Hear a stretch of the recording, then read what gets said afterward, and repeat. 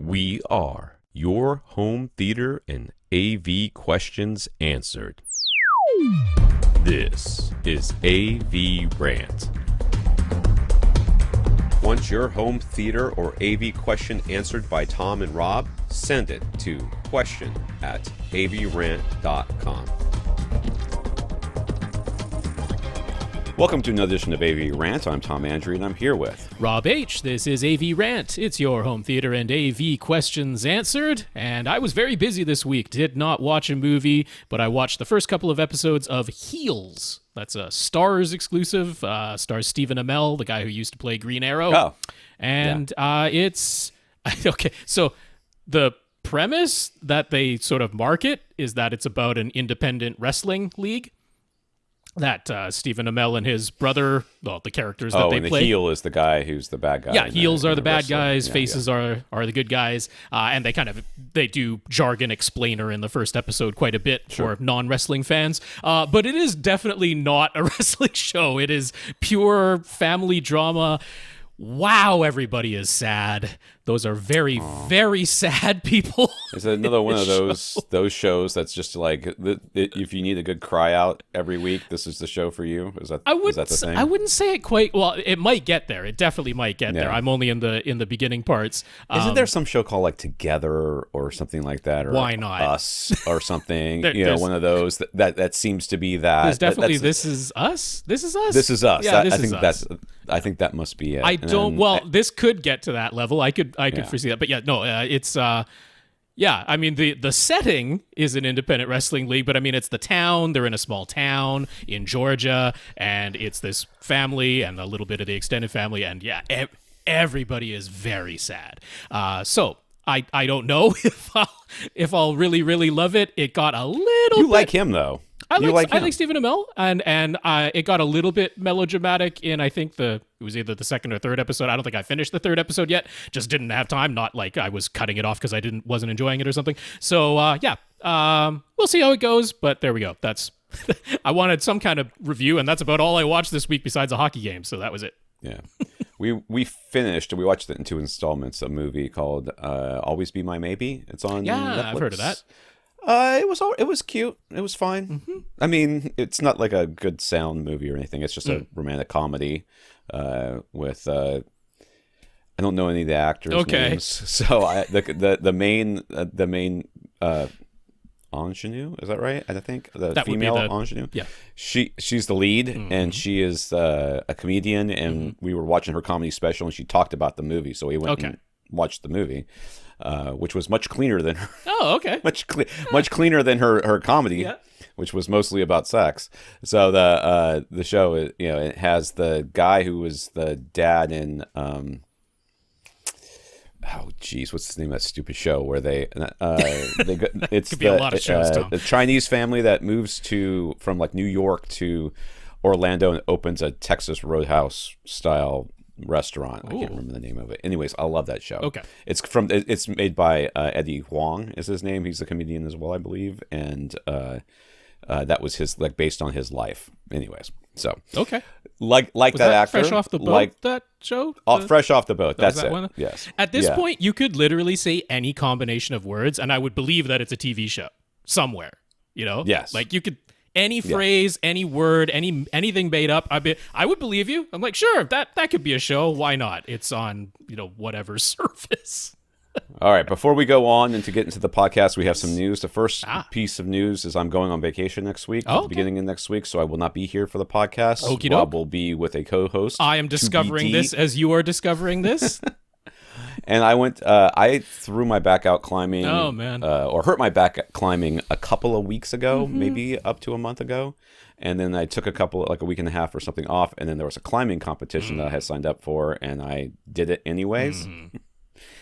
And then really hurt it. And so I've been going to physical therapy. And yesterday I went through physical therapy. And afterwards I could barely stand up. So overdid that physical therapy, which I completely blame my therapist. And now I am in a lot of pain. So I have sucked down a bunch of Advil. Okay. But I am sitting in an uncomfortable chair, which is the only chair I can sit in and do this podcast. Because if not, you see the chair and it becomes a thing. Right. or it squeaks. As we have discussed before, no other chairs in the world exist. They cannot be purchased, assembled, designed. No, they cannot be purchased because I have 3 sons, one of which is going to college next year. You buy a chair. Believe me, I have tried to get a new... you know what work chair I'm sitting on, what office chair I'm sitting on, and my wife. So mine was found on the side of the road, and my wife's, she stole from her last office, I think. I think she brought it home for COVID and then never brought it back afterwards. But I might be wrong about that. That one, too, might be from the side of the road. Okay. So... we do not spend money on ourselves unless we absolutely have to, because we have way too many expenses with these 3 boys. Right. So, yes, this is a dining room chair that has got a slim back, but it's wood, and it's not very comfortable in the best of times. I will endeavor to make it all the way through this podcast, but we will see. If I do not, Rob will either soldier on or not, and I will go lie down. Okay. And I didn't even get to ride my bike this morning, which I'm mad about. So, because probably I woke better up for your back. Well, that's what I said. I woke up and went, if my back doesn't hurt too bad, I will go. But I reached for coffee. Yeah. My back went, I was like, okay, that's not going to work. Yep. This is AVRant, the podcast that complains about Tom's back and also answers your home theater and AV questions. Get your questions answered. All you have to do is ask. You ask by emailing us at question@avrant.com. Go to avrant.com and listen to our previous podcasts, of which there are 797 of those. Previous, yes, that would be right. So you can go to AVRant. Facebook.com/AVRant podcast, where you can interact with us directly. YouTube.com/AVRant, where you can watch our recording sessions, which are optimized for us to see each other. And for us to hear each other, because neither of us looks at each other while we're doing this. I mean, I am seeing your face on the feed here, so I'm looking at the camera as much as I can instead of the thing, but I do not see your face at all. Your face is not on my screen. I'm talking to a Word document. Okay. So. Contact Rob directly. Rob at avrant.com. His Twitter's at FirstReflect. I'm Tom at avrant.com. My Twitter's at avrant_Tom. Let's talk about our listeners of the week. To become a listener of the week, you support the podcast in some way. One of the ways you can do that is going to avrant.com and click on the Buy Us a Cup of Coffee link. There you will. So it's the cup of coffee. If it's hard for you to find, it is a cup of coffee. It says support AVRant if you're looking for the text. Right. Yeah. For those of you that have never seen a cup of coffee before, what it looks like. Could happen. Could happen. Could be using a screen reader, visually impaired, using a screen reader. That's right. Text my first real success with a Photoshop type thing was making that cup of coffee have the AVRant thing in there. I'm still proud of that to this day. And I don't have Photoshop. I have the free version of whatever that product is that is like Photoshop. But was that GIMP? Yeah, GIMP. I use GIMP. What a name. Why did they call it that? I really wish they hadn't, which is why I didn't want to say the name. I didn't know what it was. It is what it's called. What else are we? It's like generic image manipulation program or something like that, or it's an acronym. I don't remember. Or a backronym. It's an acronym. It very well might have been a backronym. Why didn't they just call it something that doesn't make it sound like you're talking about something you don't want to be talking about? Anyway. You can go see that there. Rob at avrant.com. His Twitter is at FirstReflect. I'm Tom at avrant.com. My Twitter's at AVR. Oh, yeah, I already said that. All right, so click on the Buy Us a Cup of Coffee link. Go to our PayPal donation site where PayPal will take your credit card information. And I turned my phone off. No way. I swear to you I did. I went in the other room and I specifically turned it off, and it's making noise. I am so angry. The ghost, you do not know. Ghost of Tom's phone. It shall not be ignored. I turned it off. I turned it on Do Not Disturb. What are you doing? Must be that important. Had to bust through the Do Not Disturb. It is not. It is a Facebook notification because it popped up on the computer at the same time. Perfect. You can go click on the Buy Us a Cup of Coffee link where it'll take you to a PayPal donation site. PayPal will take your credit card information or your PayPal account that you have linked up and will send most of the money to us. So we want to thank John for doing that this week. Thank you very much, John. Yes, indeed, John. Thank you for the PayPal donation. The last person who donated was John, so I'm assuming you checked, and this is a different John, or same John, but a different John. time. I checked. It's a different John. There can't be two Johns. Too strange of a name, so I don't believe it's very unique. John's last name started with a C, and the last John's last name started with I don't remember. Okay. Well, John, thank you very much for the financial support. All right. And we also want to thank all of our, if you don't want to do it just once, if you want to support us every month, like you're paying for a newspaper or something like that, you can go to patreon.com/AVRant podcast and sign up to become one of our patrons. That has an added benefit right now that we'll talk about in a second. But every month, Patreon will take some money from you and give most of it to us. So we have right now 140 patrons over at patreon.com. So thank you to our 140 patrons. Yes, indeed. Patreon.com/AVRant podcast is the place to go to sign up for an automatic monthly donation. So big thank you to our 140 patrons. It ticked down quite a bit when the month clicked over and then came back up to 140. Yeah, so people were checking. People must have updated their credit card information. Right. If you can't support us financially, we understand. Just do something to support us and then tell us what you did so that we can mention you here. So Karl ticked the AVRant podcast checkbox during the checkout when he bought a PB1000 subwoofer from SVS during their President's Day sale.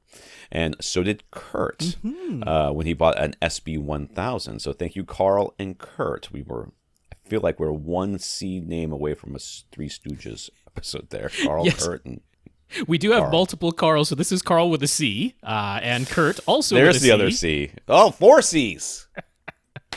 So, I love it. Karl, Kurt, thank you both very much for checking that checkbox. SVS, thanks for having that checkbox, because apparently enough people came from AVRant podcast that they're like, hey, they got tired of you calling entire checkbox. It deserves some entire typing in some HTML, so that's appreciated. We like that. And congrats on your purchases. I'm sure you will enjoy your subwoofers. I am sure as well. Dean also sent some photos over to me, along with some questions, but some photos to use with his permission in perpetuity for on AV gadgets. So I haven't looked at the pictures yet, but I kind of glanced them over and they look pretty good. So thank you, Dean. Yeah, Dean, that's very nice of you. AV Gadgets is where Tom is the editor-in-chief and typing up all kinds of stuff. Search for anything on AV Gadgets. Just type in a question that you might have and something will probably pop up because Tom basically gathers questions from here and from Reddit and from wherever else he's perusing online. He's like, well, nobody else is answering this question to a satisfactory degree, so Tom will type it up or send it to Andrew to type it up. Or my favorite is they answer it and I'm like, what are you even talking about? Who told you that?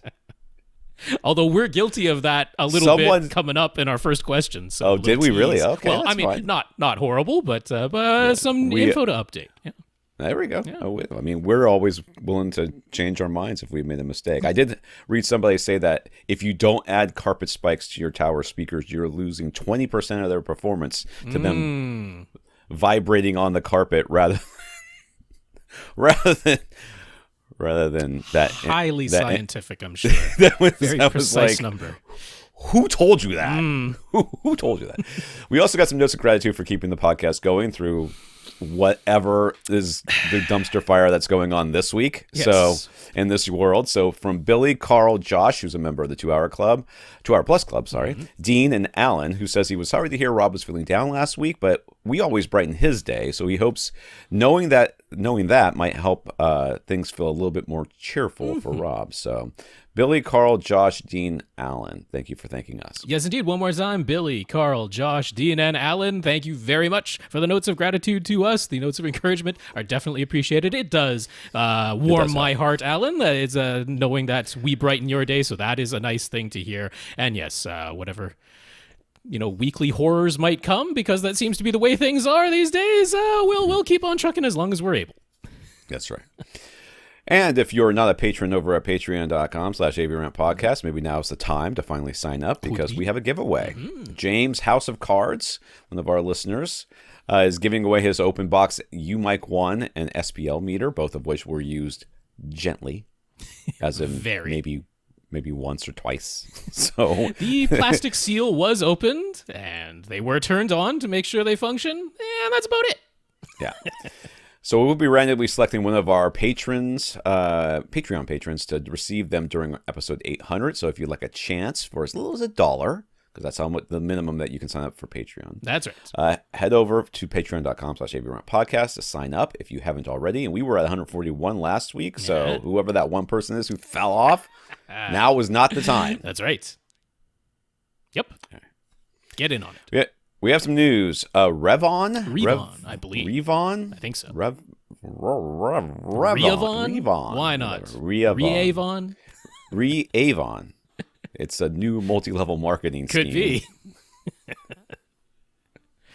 Launched their high-end Ultra HD Blu-ray players a while ago to so much fanfare. This is the first I'm hearing of it. Okay. With chassis designs and build quality very reminiscent of Oppo's former players, but some folks were disappointed to discover that the $900 UBR-X110 model wasn't truly a universal player since it lacked SACD support.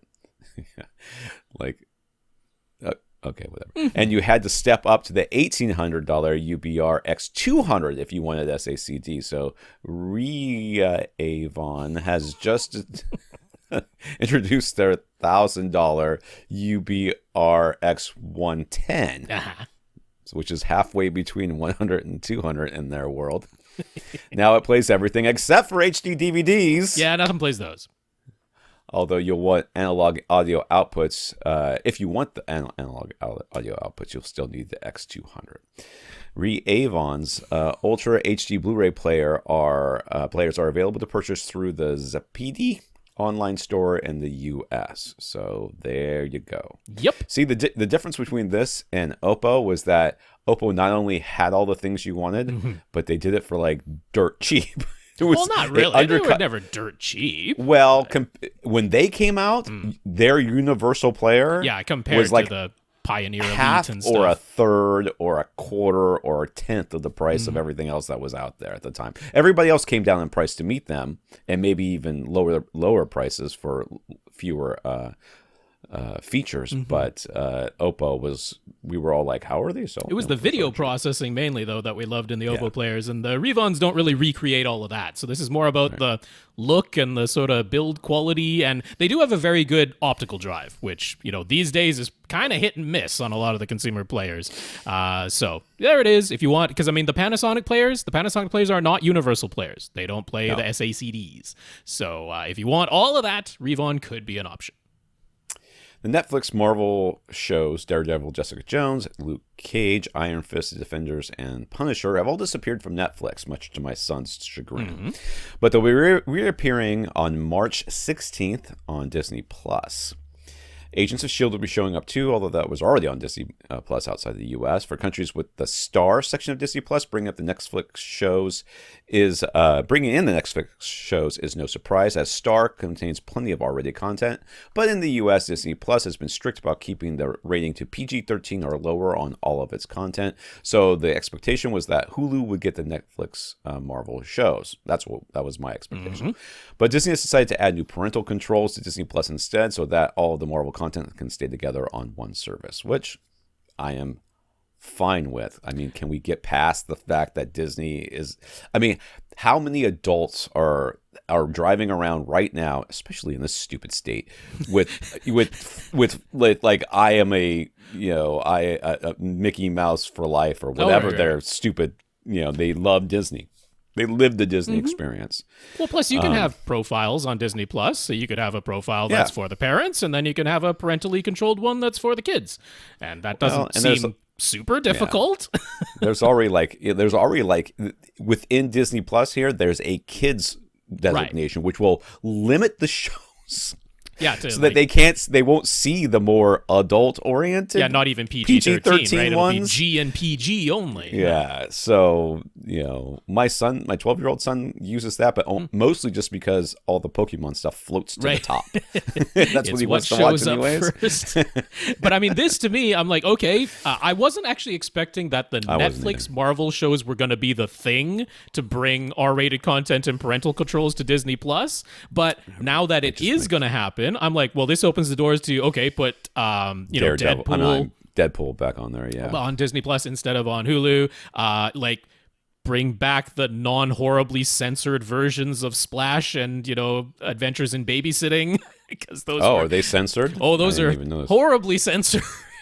Yeah, because PG back in the day did not mean the same PG that we have today. That's for sure. There was a lot. So, no longer the old Blockbuster cut that, took stuff out. Just put the regular versions back on there. And if you, want to see a little bit of bare behind and hear the F word, oh my goodness, where might we ever hear that in real life? Protect our ears. Then, hey, parental controls.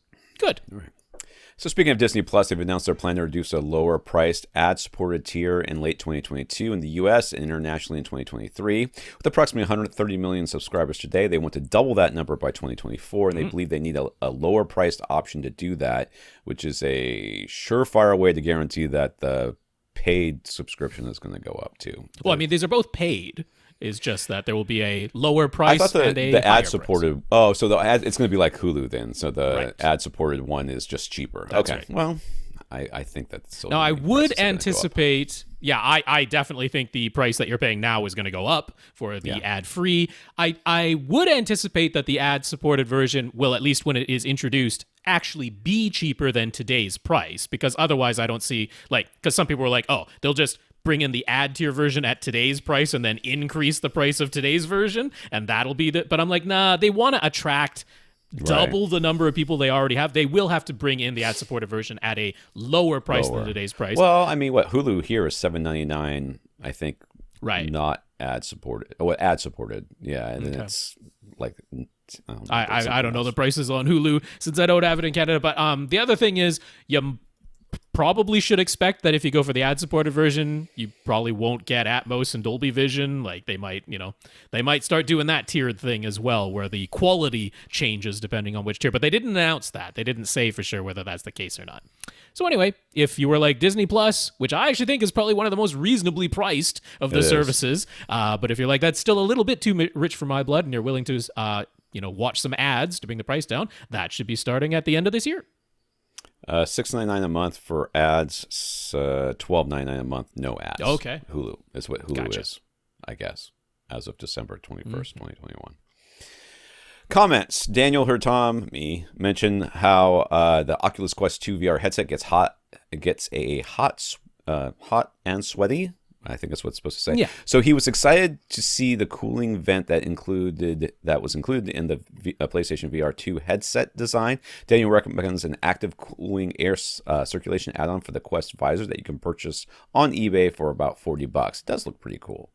Also looks heavy, but it looks pretty cool. Somehow mislabeled that horribly, so I'm trying to catch up on the images. Don't worry. Here we go, images. Don't worry. I was all confused. I'm like, where did I put that? But yeah, the Quest visors, you can replace the part that actually touches your face. Yeah. And actually, like if you wear glasses like I do, they've got one that's a bit thicker, so that it's not like you're breaking it. It is designed to be able to remove the face piece part. So this brings in a ventilated face piece to put in there. We already replaced we've done this already on ours. We put the silicone covers over them because it comes with like a velvet sort of thing, and that was miserable. Okay. Like you got immediately hot. Right. And every game that we like to play with the VR is active. So Beat Saber, Pistol Whip. Some of the my son plays Rec Room a lot, and that has a bunch of different things where you're moving around a bunch. We have this punch game. I don't remember what it's called. Path of the Warrior, maybe, or something like that. So all these things are very active, and you get hot very quickly. The velvet ones were miserable. The silicone one at least made it so that you didn't feel like after somebody wore it, you were like, I can't do it because it's all moist. Yeah, and I'm not putting something moist on my face. Wonderful. So with the silicone one, at least you could wipe it off and it would be dry. But these look pretty cool. Yeah. I mean, I'd like to see the problem with eBay is there's no reviews, so I'd like to see some reviews on how that thing works before I test it. But okay, Augie. These are our questions here in case that was unclear to you. Augie, we've talked about using the movie, music, and game listening mode buttons on Denon Marantz receivers and described the differences that might be heard when playing an up mixer depending on which mode was selected. But for the newer Dolby Surround up mixer and DTS Neural X up mixer, there's no indication there's any difference between these three modes, and trying them out on his Denon X6700H, he hasn't been able to detect any differences at all between them. For the Dolby Surround up mixer, there is the option to turn the center spread feature either on or off in the audio setting menu, but it doesn't tie to any specific listening mode button. So what's the deal? Did the differences between music, movie, and game only apply to older Dolby Pro Logic 2 and DTS Neural Neo X up mixers, or is he somehow missing the differences with today's up mixers on his Denon? I don't know, Rob. This is something that is like extremely hard to look up online because I've tried multiple times. You didn't test this out after we talked about it last week? I was kind of hoping to get a second. Sorry, did you miss the point where I've been like I know. absolutely laid up with a bad back for the last week? Yes. No, I didn't test it. Okay. No. Well, maybe you'll try at some point. Maybe if you get hurt badly enough, all you'll be able to do is lie down in your theater and switch between listening modes to, Yeah, because listening to different modes on your AV receiver is best done while lying on your side and moaning. Could be. So, I wish I had more time to test this because I didn't hear a difference, Augie. I think you're right. I was going through it between movie, music, and game mode. There is a little bit of a pause when you switch, and the audio drops out a bit. So I'm going to have to get some better, more uniform test tones because I was testing it with content. And, that content is not literally the same at every single moment. But the thing was, in the old days when I was primarily using the DTS Neo X up mixer, because that's what I used to use the most, because back then that was the only thing that would give you front wides, other than what was their Odyssey DSX on some models, but that wasn't on a lot of things. So DTS Neo X is what I used to use, and that one, the differences were stark. Like, it was not subtle. The difference going from movie mode to music mode to game mode with the DTS Neo X up mixer, and Dolby Pro Logic 2 as well, or Pro Logic 2X and Pro Logic 2Z as they, got added more speakers to it. But the differences, I wouldn't say in any of those were subtle as you went between them.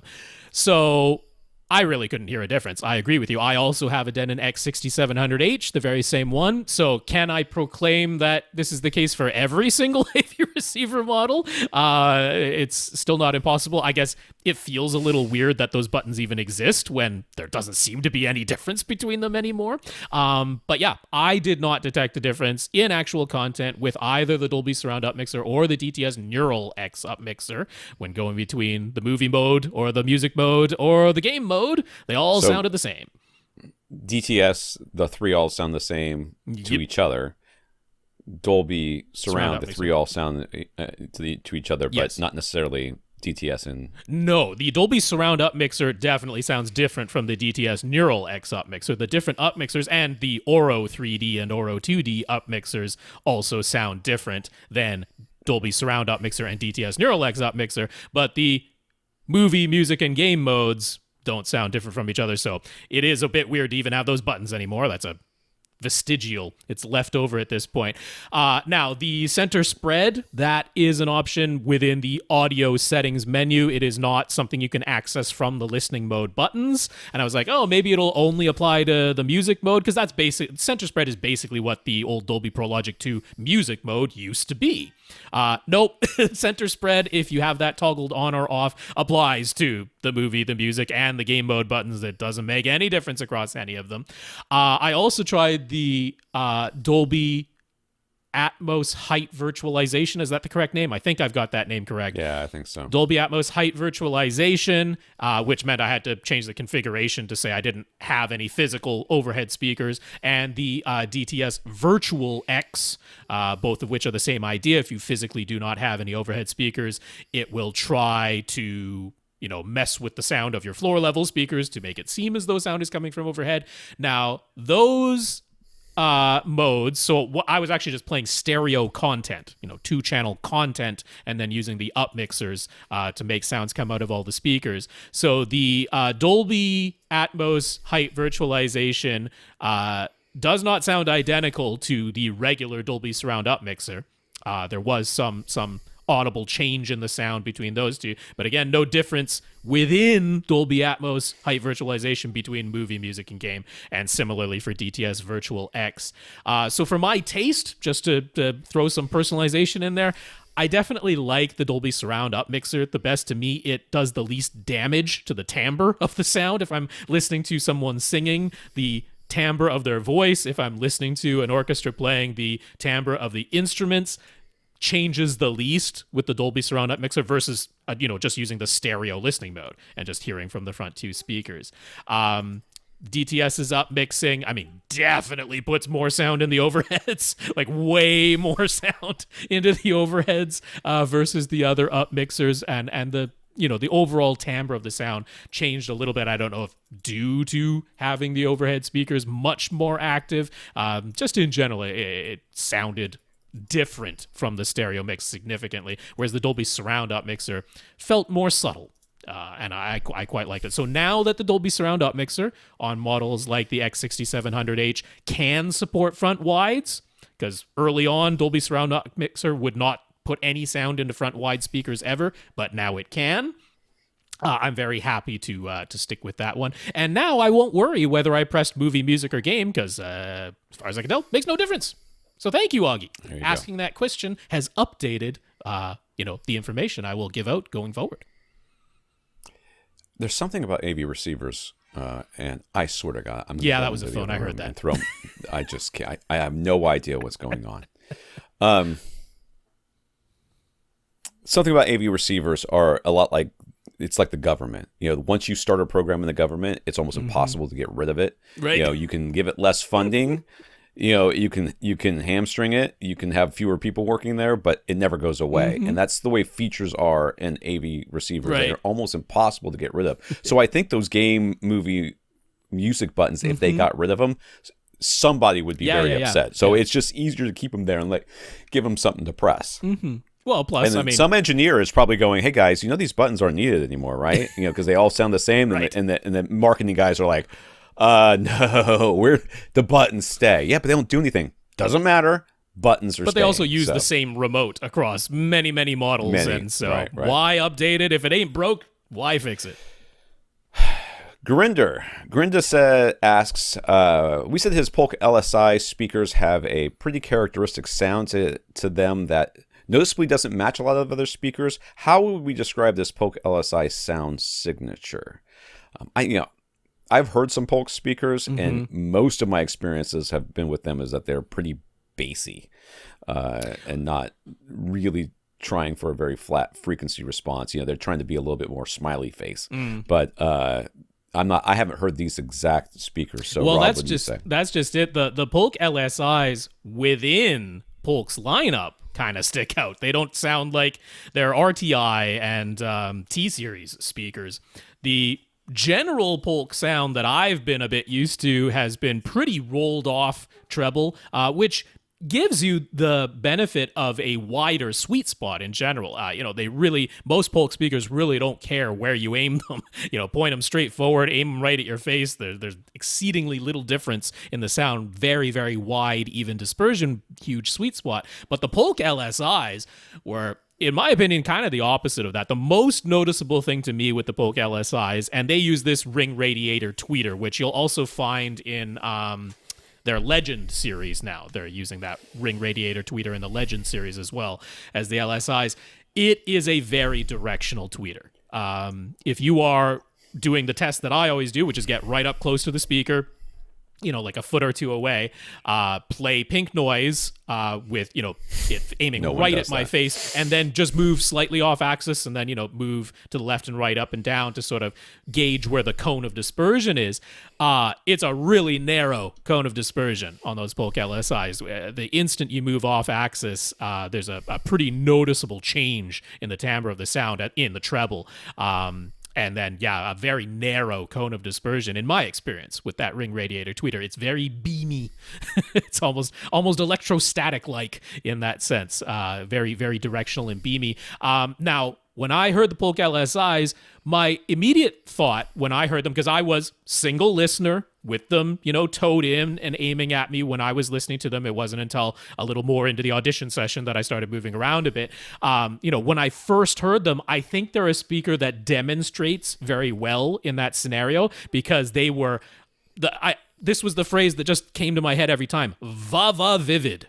Like a very forward presentation, voices very prominent out in front of the instruments. If you're listening to 2-channel music, those voices are front and center and like in your face, and you notice the stuff. So typically that means, tipped up mid-range, probably some tipped up treble, definitely not the rolled off treble that I'm used to with Polk speakers. Like I say, they're kind of the opposite, where they're narrow dispersion and high extension, where most Polk speakers, the RTI series and the T series, I tend to think of as rolled off treble and very wide dispersion, wide sweet spot because of that, but not necessarily the most detailed sounding as a result. So out of Polk's lineup, I probably like the Signature series the best. Those are actually their most compact speakers, so I think they fit a nice niche. I think they look good. I think they are at a reasonable price, and I think they sound pretty darn nice. But yeah, that's the characteristics I would attribute to the Polk LSI series in my experience. Great. I heard part of that, but my phone, I think, did an update or something, and it powered itself off and back on. When it did, it undid my thing because I'm just mad at it. His previous Polk speakers, the CSI-3 and the CSI-5, both sounded dull in his rather heavily treated home theater. He got rid of the CSI-3, but he kept the CSI-5 in the family room upstairs, which is not treated at all. It seems to have a lot more treble and sound, and it sounds a lot better up there. His current LSI Center sounds better in the theater, but still not 100% satisfying. So the point he keeps feeling like he needs to play around with his acoustic panel placement. So he's basically wondering what sort of price point he needs to consider in order to get a noticeable upgrade in the sound quality in his theater. Auditioning and critically comparing at home is a bit tough. Being in Canada doesn't have the easy, free two-way shipping options. Plus, his kids are stuck at home a lot these days. Tom can understand what a disruption that can be. So what's our take? First of all, as I discussed with my wife the other day, we need to go back to find the receipts that we got when we left the hospital and see what the return policy was on some of these guys, because I would like to discuss. That isn't actually where they came from, though, the hospitals. There's no evidence otherwise in my mind. I was not part of that process. I don't really remember. I blocked it all out. So what price point? So, Rob kind of talked about what his thoughts are about how the dispersion is here, and that would explain why it is that they sound your CSI speakers, which have a more rolled off top end, would sound worse in your home theater but better upstairs. And one of the reasons why people who are just getting into home theater like their Polk speakers is because they have spent exactly zero time thinking about room acoustics. I would say Polk has its place because they are a very room-friendly speaker. If you've got a reflective room, no thoughts given to acoustics, having that rolled off treble and really wide dispersion, like, it works. It sounds very inoffensive in a lot of rooms. There's plus good cause for that sometimes. It'll be placement agnostic too. It'll be a lot easier to place these things in a non-optimal way because of the wide dispersion. So you put those two things together, and you can understand. And this is why. And I just published an article today on AV Gadgets, like, what do we look for in a good home theater speaker? And I had to caveat the whole thing by saying, we're assuming that you've already addressed other things in your home theater.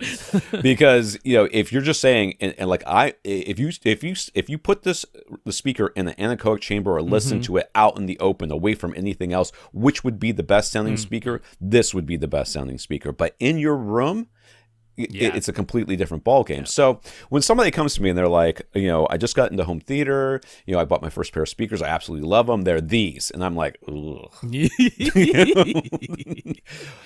But you have to remember, they're not listening to them in a vacuum. They're not listening to them in an anechoic chamber. They're listening to them in their room. Very with hard their to listen ears. to them in a vacuum, but very, very hard.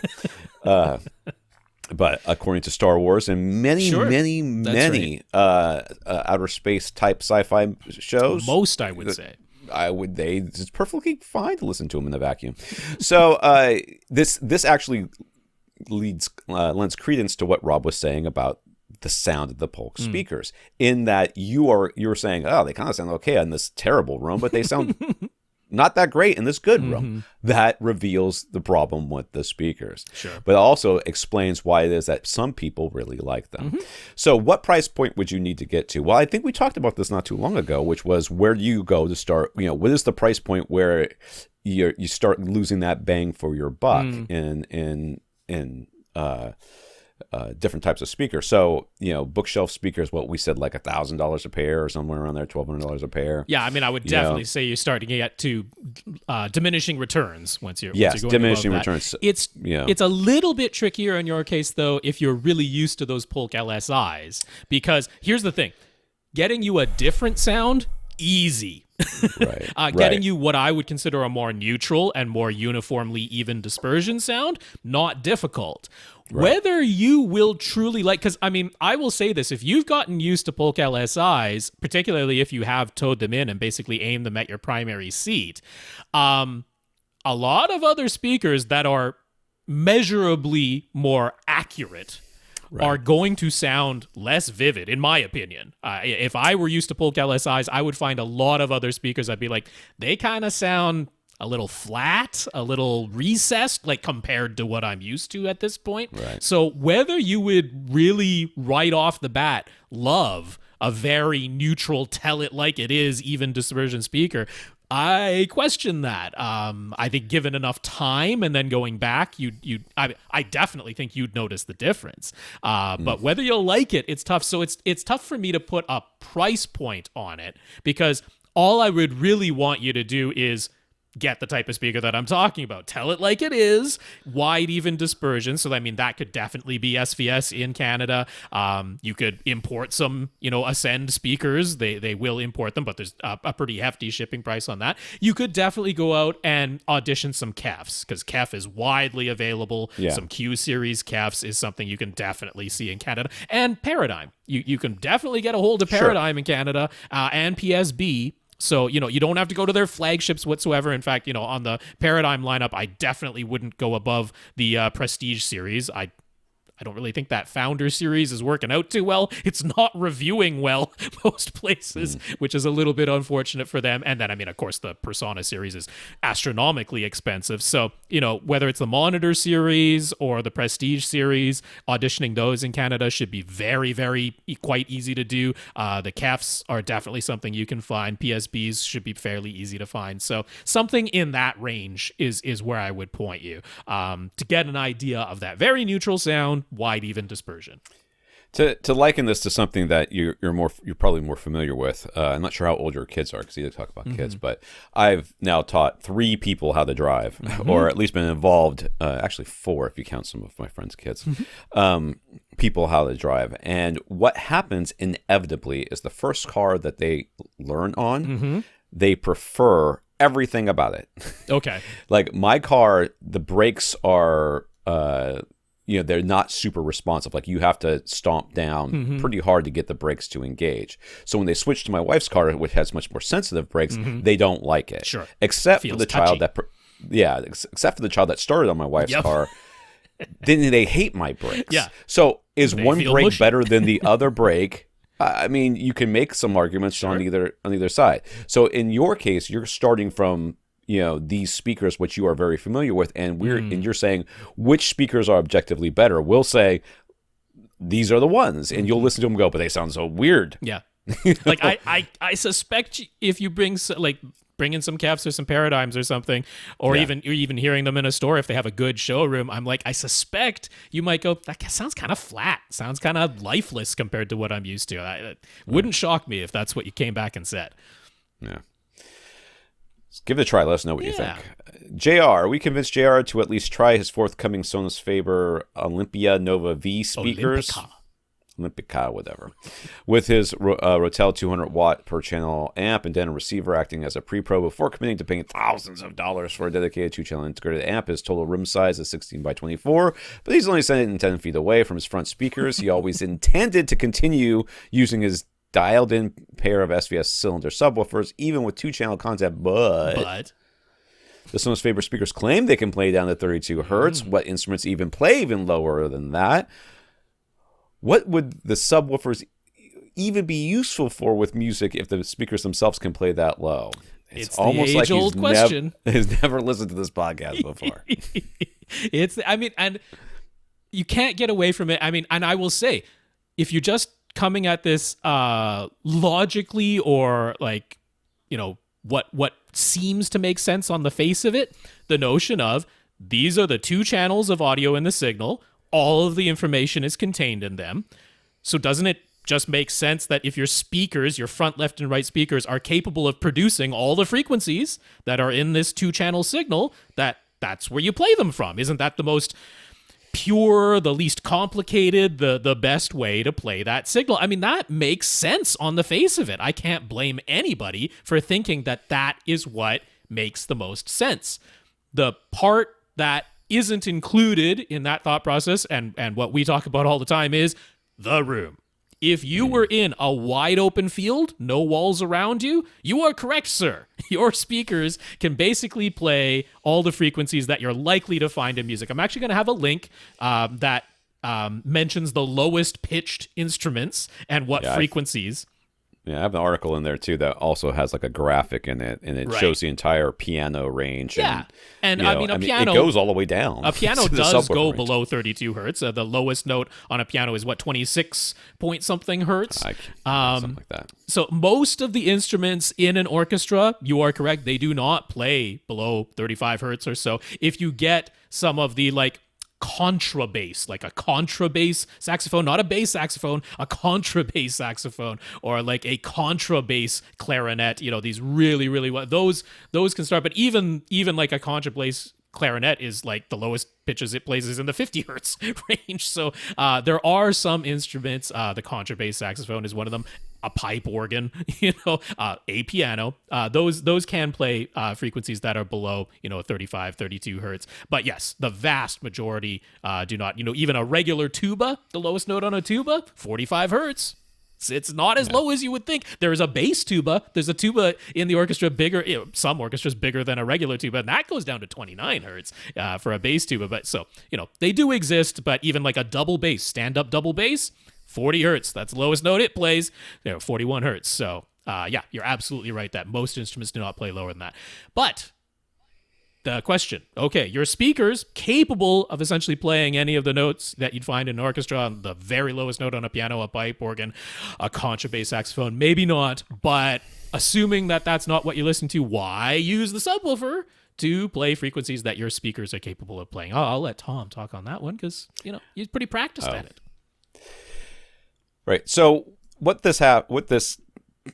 you're worried about here is, do you want to actually hear all those notes at the volume they're supposed to be at? Yeah. So anything below, let's say, 80 hertz, as those notes start resonating around your room, they start bumping into each other. And we've talked about wave interaction multiple times on this podcast, but mostly down in the lower frequencies, like really low frequencies. But you're actually getting there at 32 hertz. You're getting there. You're getting to those ultra low frequencies. And as those bass waves bounce around your room, they interact. So at your seat, you want to hear every single note of your music at the volume it is intended to be heard. Yeah. So if your speakers are trying to put those notes out, and it's bouncing around the room, and those waves are interacting, when they get to your ear, you may be hearing them at twice the volume, half the volume, or the actual volume, or anywhere in between. Okay, you won't know because your speakers... not because of what your speaker initially put out. The speaker might be playing it accurately. Oh, yeah. But you won't hear it accurately because it's bouncing around your room. That's the factor.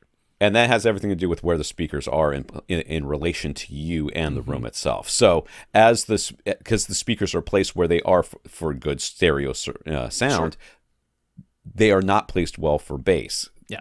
At least in a room. Like Rob said, if this was an open field or an anechoic chamber, they are fine. Yeah. Yes, go ahead and use them. But you want to hear your bass notes from 80 hertz on down. You want to hear them at the volume intended. And yes, let's pretend your speakers are perfectly accurate speakers and they are putting them out at the exact volume they're supposed to, that doesn't mean that's what you hear at your seat because of your room. Yeah. Your subwoofer and your dual subwoofers properly placed in your rectangular room fixes that problem. Yeah. And then you hear all your bass notes at the volume intended, and it still sounds like it's coming from the speakers. That's the important thing. Yet no point do you go, oh, now the bass is coming from behind me, because it was always coming from behind you, because the notes are super long. Yeah, I mean, one thing to think about is 40 hertz. Okay, so that's above all of this, right? That's above the 32 hertz extension of your speakers. There's definitely instruments playing 40 hertz in an orchestra.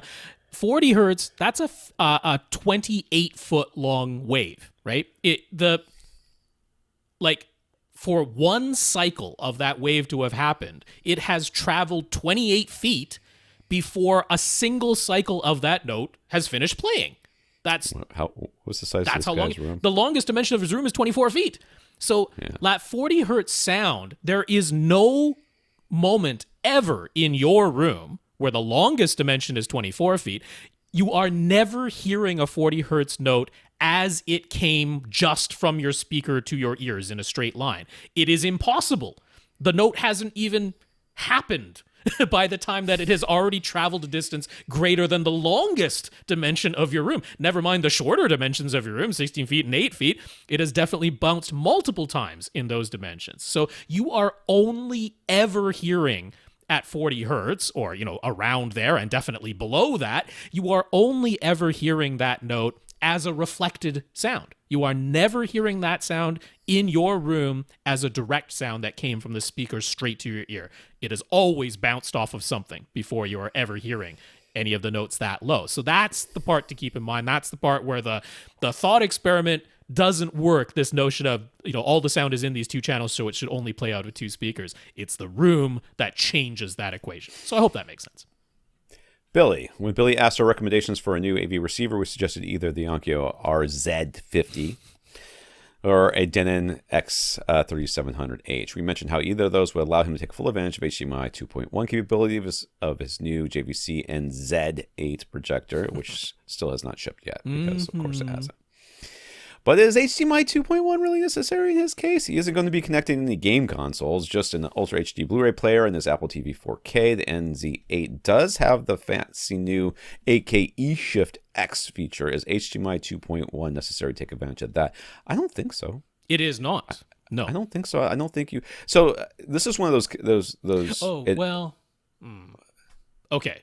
If you were actually sending an 8K source, it would be. Right. Okay. So I guess that would be it. Yeah. So the question you have to ask yourself is, and I think this is a very valid question, and I ask this question of many people who ask me what they should buy, which is, especially when it comes to AV receivers, they're like, I want to get an AV receiver. I've got 5 speakers in my room and a subwoofer, but someday I might upgrade to Atmos. Yeah. You know how many people actually do that after they say they might do it someday? About 0.0%. They usually don't. So I would mostly recommend you just get the receiver for what you actually need. Okay. And because by the time you get around to getting the other thing that you're talking about that you might do someday, you will probably want to upgrade your receiver at the same time. Yeah. Because so many new things will have come out by then that you'll be like, oh, I want the newest room correction. I want the ability to process this new,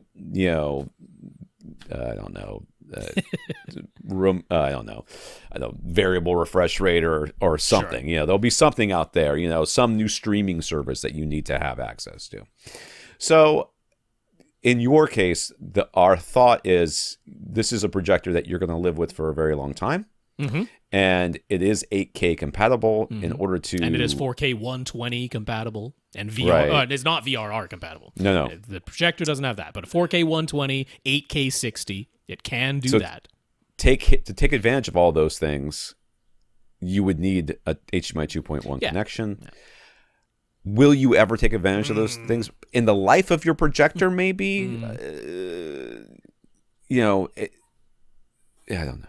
Yeah, so I think you could, if you didn't buy an HDMI 2.1 capable AV receiver and said it's because I'm never going to use it in my current system, I'd be like, that's probably a good choice. Yeah. I mean, the easy answer is if your sources are going to top out at 4K 60, like Right. your Apple TV 4K would, then you do not need HDMI 2.1. 4K 60 will pass through regular 18 gigabits per second premium high speed just fine, and you don't need HDMI 2.1. 40 gigabits per second is unnecessary. You only need that if you're going to go up to 4K 120 or 8K 60. That's when you would need it. The 8K E-Shift, I believe you can use it kind of like an upscaler, right? So you're feeding the projector 4K 60, and then you can kind of quote unquote upscale it. 8K E-shift it around.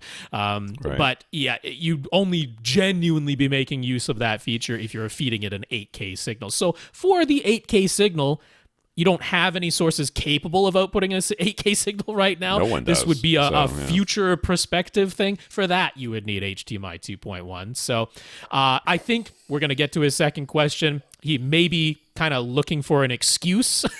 He's like, okay, if I actually need HDMI 2.1, then that gives me an excuse to get this new AV receiver. But yeah, we can't really say that. With the sources you have today, you definitely don't need HDMI 2.1. So the question you have to ask yourself, because right now the only sources that even can take advantage of HDMI 2.1 are game consoles and PCs, gaming PCs. Yeah. How soon will it be before you have a source that could take advantage of HDMI 2.1 and would be something that you would add to your system? Because you're like me, I'm like, I high-speed gaming and variable refresh rate, all that crap in my home theater. Even though you have an Xbox Series X, so you have a source that is capable of outputting that type of signal. Literally never going to use it. I'm never going to use it in here. We don't game in here. I'm not interested in gaming in here. The kids sometimes do. They don't care. It could be Super Mario Brothers in here, and they don't care. Most of the time they're either on the Oculus Quest 2 or the whatever it's called, and or the gaming PC. So I'm kind of with you on that, but there is a chance that there will be streaming boxes and other things. Sure. I don't see a new disc format coming out ever, to be honest with you. I think this is it. 4K is it for discs. I don't really see it going past it. Now, if they can make an Ultra HD Blu-ray player and disc that's still, uses a new codec or something like that, that maybe can happen. But I don't see a new disc format coming out ever again. So streaming is probably going to be it. So how long before something like that comes out? Ain't nobody talking about it. I'll put it to you that way. I don't see it on the horizon. Yeah, there doesn't seem to be quite the push for 8K. That's just... 5 years minimum. So I can. Anyways. So you previously mentioned that one reason he wanted a new receiver is because he is getting some static noise coming out of his left surround speaker. It started happening a month ago, and he even had Best Buy's installation service come over and change out all the speaker wire, but that not fix the issue. So he figured the receiver had to be the problem. Well, after we said it's probably still a speaker wire issue, he swapped the left and right speaker wires. The wording in his email is a bit confusing, but it seems that when he moved the speaker wire from the left surround binding post to the right surround binding post, the same speaker wire was still creating the static noise. He's sure his receiver isn't actually the problem anymore because the noise always comes out of the left surround speaker, no matter which binding post it's plugged into. But all of his other speakers are fine, noise-free, no matter what binding post they're plugged into. Since all the speaker wire was redone by Best Buy, it seems unlikely that the speaker wire is to blame when the same speaker was making static both before and after. So could something inside the left wall, be causing it? Inside the left, I would say it was the speaker. Well, and this we can test, right? This is going to be, probably taking the left surround speaker down from the wall, because it's probably not the most convenient thing to unplug the speaker wire from the speaker itself. But what we want to do is unplug the speaker, the left surround speaker, and then plug it into a different speaker wire, right? So physically disconnect the left speaker, not back at the AV receiver end, at the speaker end. Right, but at the speaker end. And connect that speaker to... Do it two ways. You can take the speaker, the left surround speaker off the wall, plug it in someplace else, and see if it makes static. If it does, it's the speaker. Yes. Or you can take the left one off the wall, take another speaker, plug it into the left one on the wall. If it doesn't make static, it's the speaker. Yeah. So yes, correct. Either way, you can do it. Yeah. And that is... My guess would be it's the speaker. It's the I don't see that what else. seems like the most likely scenario at this point. I mean, is it utterly impossible that the speaker wire inside the left wall is draped across something that's creating interference? It's not out of the realm of possibility, but that's tougher to diagnose and test than just testing the speaker and seeing if the speaker makes static no matter where you plug the speaker. Unlike troubleshooting HDMI, in this case we can process of elimination this thing. If you take the left speaker off the wall and you plug it into something else and it's fine, then it's the speaker wire, because you've tested it at the receiver end, you've tested it at the speaker end. Whatever's in between must be the issue, and that means pulling that wire again and before you install it in the wall. But that's where it is. If I had to bet on it, I would bet on the speaker itself is making the static noise. Now, that doesn't necessarily mean the speaker is like irreparably broken or even needs anything replaced, because sometimes there are little wires inside the speaker connecting the individual tweeter and woofer drivers to the to the crossover and then to the binding post. And sometimes over time, or just because of manufacturing originally, that can come loose, and that can be quite easily fixed. So a little bit of more troubleshooting here. If it turns out that it is the speaker itself, there are lots of speaker repair shops that can definitely diagnose and fix a thing like that. And in all likelihood, that's where I would put my money on what is causing the static at this point. That would be my guess as well. Karl, IMAX Enhanced. Sony's 4K projectors have it, JVCs don't, but the new JVCs have HDR10 Plus and the Sonys don't. That seems strange. So what is an IMAX Enhanced projector anyway? Would it actually look better with IMAX Enhanced content than with non-IMAX Enhanced, than a non-IMAX Enhanced projector?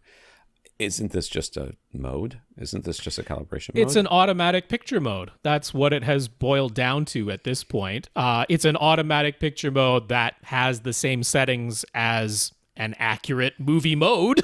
So I don't really see how this is that much of a benefit. No, not particularly. I mean, that's what it boils down to. If you've ever seen Netflix, what is it? What are they? Certified calibrated mode? Something like that is what they call it. It's a similar idea. Where you would notice a difference is, let's say you always use the vivid picture mode, like a lot of people do, unfortunately. And then you had an IMAX Enhanced display and you played some IMAX Enhanced disc, and it, included the flag and it kicked your display into IMAX Enhanced picture mode automatically. There you would notice a difference between that and vivid mode. But if you are used to using an accurate picture mode anyway, movie mode, cinema mode, THX mode, ISF mode, something like that, something that is already accurate, you're not going to notice any difference when it kicks into IMAX Enhanced mode. So that's really all it boils down to at this point. There's certainly no reason why a non-IMAX Enhanced projector would be incapable of looking as good as an IMAX. It's nothing like that. It's this automatic picture mode that happens. So that's really all it is. They keep branding these things in hopes that people will use them, and I don't necessarily love the idea, but I don't hate it either. Whatever it takes. Similar with filmmaker mode. That's another one that's the same idea. Yeah, because people just don't look at cinema modes or warm or something like that and automatically associate that with, I guess, quality, if that makes sense. People who like their vivid mode, they go, why did you make my picture duller and darker? Yeah. I don't like that.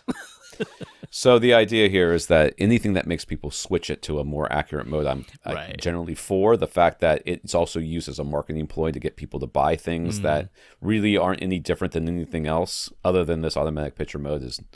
But given that IMAX Enhanced discs use HDR10 Plus as their HDR format of choice, it is hilarious to me that, I don't know if there are other IMAX Enhanced TVs besides Sony's. Yeah. There probably are, but Sony is the one that I definitely know, and Sony doesn't support HDR10 Plus. So that's ironic. That's kind of funny. I would probably on a projector prefer to have the HDR10 Plus than the IMAX Enhanced mode, because the likelihood that HDR10 Plus might actually have a benefit is greater than IMAX Enhanced having a benefit, because you can still put your JVC into an accurate picture mode manually. Karl's Denon X8500H receiver has IMAX Enhanced, but with the Disney Plus IMAX Enhanced Marvel movies, nothing happened. No special IMAX Enhanced listening mode kicked in. What's up with that? There is no IMAX Enhanced listening mode with the Disney Plus movies. The only thing the IMAX versions give you is the increased picture size from time to time. Strictly the aspect ratio, because it doesn't kick your IMAX Enhanced television into IMAX Enhanced picture mode either. There are no IMAX Enhanced things in the Disney Plus IMAX Enhanced Marvel movies other than the aspect ratio. It is just the aspect ratio. That's the only difference. So again, purely a marketing thing that's been going on there. Right. There isn't any benefit to having an IMAX Enhanced receiver and TV with the Disney Plus IMAX Enhanced content. Yet. It does not yet. We have to say yet, because somebody in the future is going to comment on this video on YouTube and be very angry that we are wrong. Because they have it said, totally does that. They're looking at adding the DTS-X audio to it, and that could all that other stuff. But at the time of this That's recording, right. it is nothing but if they said. But this is another marketing thing too. If they had just said, enhanced picture, or not even enhanced, but variable aspect ratio mode. No, everybody been like, I don't know what that means, and they did never click on it. But you put IMAX Enhanced, everybody's like, okay, well, it must be better in some way because it's IMAX, and IMAX is bigger. And the word enhanced sounds. I mean, enhanced that's what it means. It's better. So yes, it is just the flipping of the different aspect ratios back and forth depending on how each scene was filmed. So after we immediately mentioned Revel and Focal last week out of his list of in-wall speaker candidates, he searched this area and found the Focal dealer. He'll be able to go and listen to the 300 series and the 100 series in their showroom, so he's looking forward to that. His room should end up being about 18.5 by 19 with the main seats 10 feet from the screen. So if he ends up falling in love with the Focal 300 series, that has two in-wall models, the larger three-way, that's an LCR6, that's 300 IW LCR6, and the other smaller two-way, which is not an LCR, just a 6, so 300 IW6. That's right. The LCR6 can guess the size of the woofer. Yeah, you can guess. The LCR6 can rotate its tweeter mid-range stack to position the speaker either vertically or horizontally, so it'd be worth the hefty price increase to go with 3 of those across the front. The LCR, you're sitting about 10 feet away. Yeah. I mean, you don't need it from an output capability standpoint. Oh my God, these things are flipping huge. Yeah, they're big. Look how big these things are. The 300 LCR 6 is not a small speaker by any means. You do have to be very aware that if you're installing that in your front wall in the horizontal configuration, that is not going to fit within 16-inch on center. That is something that you need to be aware of. And since he wants to have a solid screen now, not acoustically transparent, and put his center below the screen, you're going to have to be prepared for that if you do opt for the 3-way LCR6 300 IW. So, I mean, to me, it's going to come down to, I'm actually going to say, you're going to have to rely on that audition and hopefully be able to compare the LCR6 versus the regular 300 IW6, because the 3-way design and having that dedicated mid-range driver, it's not out of the realm of possibility that you notice the difference that you like. You don't need it for the output capabilities. The regular 2-way speaker would be totally fine from an output capability standpoint. What a funky speaker. This thing is so funky. So for those of you that aren't looking at the pictures of it or whatever, basically it's an MTM design, which for those of you who don't know, it's mid-range. Well, in this case, it's woofer. So WTW, but it's woofers on the outside, and then instead of having just a tweeter in between, it's a tweeter and a mid-range, but you can rotate the whole thing 90 degrees. Yeah, they're together in a rotatable faceplate, the tweeter and mid-range driver. Very strange and cool design. Yeah. Very strange, but cool design. I don't remember what this guy's theater is going to end up being. Is he going to have like a false wall or a... This is Karl. This is the completely all black, Vanta black theater. But no is he going to have wall. an acoustically transparent screen? No acoustically transparent. He wants the speakers around the screen because he's also looking to the future when he might upgrade to a micro LED display. So he's like, I don't want to move the speakers at that point. I mean, I bet these speakers are all voiced very similar to each other. Oh, if you wanted to have if you just wanted to get one of those LCR 6s and use that as your center channel, and then use. But like I say, using it as the center in the horizontal configuration, be careful of the stud placement. Because that's the big thing. It's not going to fit in 16-inch on center. Yeah, I guess that would be the consideration there, but... No, so output-wise, the two-way is going to be totally fine. I can't tell you that having that dedicated mid-range driver is going to be, like, worth it. I don't know that for a fact. So if you are able to audition them for yourself and compare, I will have to say rely on that. Yeah. It's a very funky speaker. And it's weird because when they show it in the vertical orientation, they have the tweeter on the bottom. They do. It's very strange. Focal does that quite a bit. So we also got a couple of quotes on a complete Revel. I always want to say Revel. I know. Revel speaker package, 15 speakers for a 9.4.6 configuration. That's what he's thinking. Going with the most expensive suggestion he received for his room size, put this price for 15 speakers at about $9,500. He'd like to keep the total under $7,000, and the dealer said that wouldn't be a problem to scale back all the surrounds and overheads, which is easily done with Revel's lineup. But he also got a quote for a smaller JBL synthesis speaker package. It would be over twice his desired budget, so over $14,000. So he isn't really considering that, but the dealer did say it would be their first choice if budget were no concern.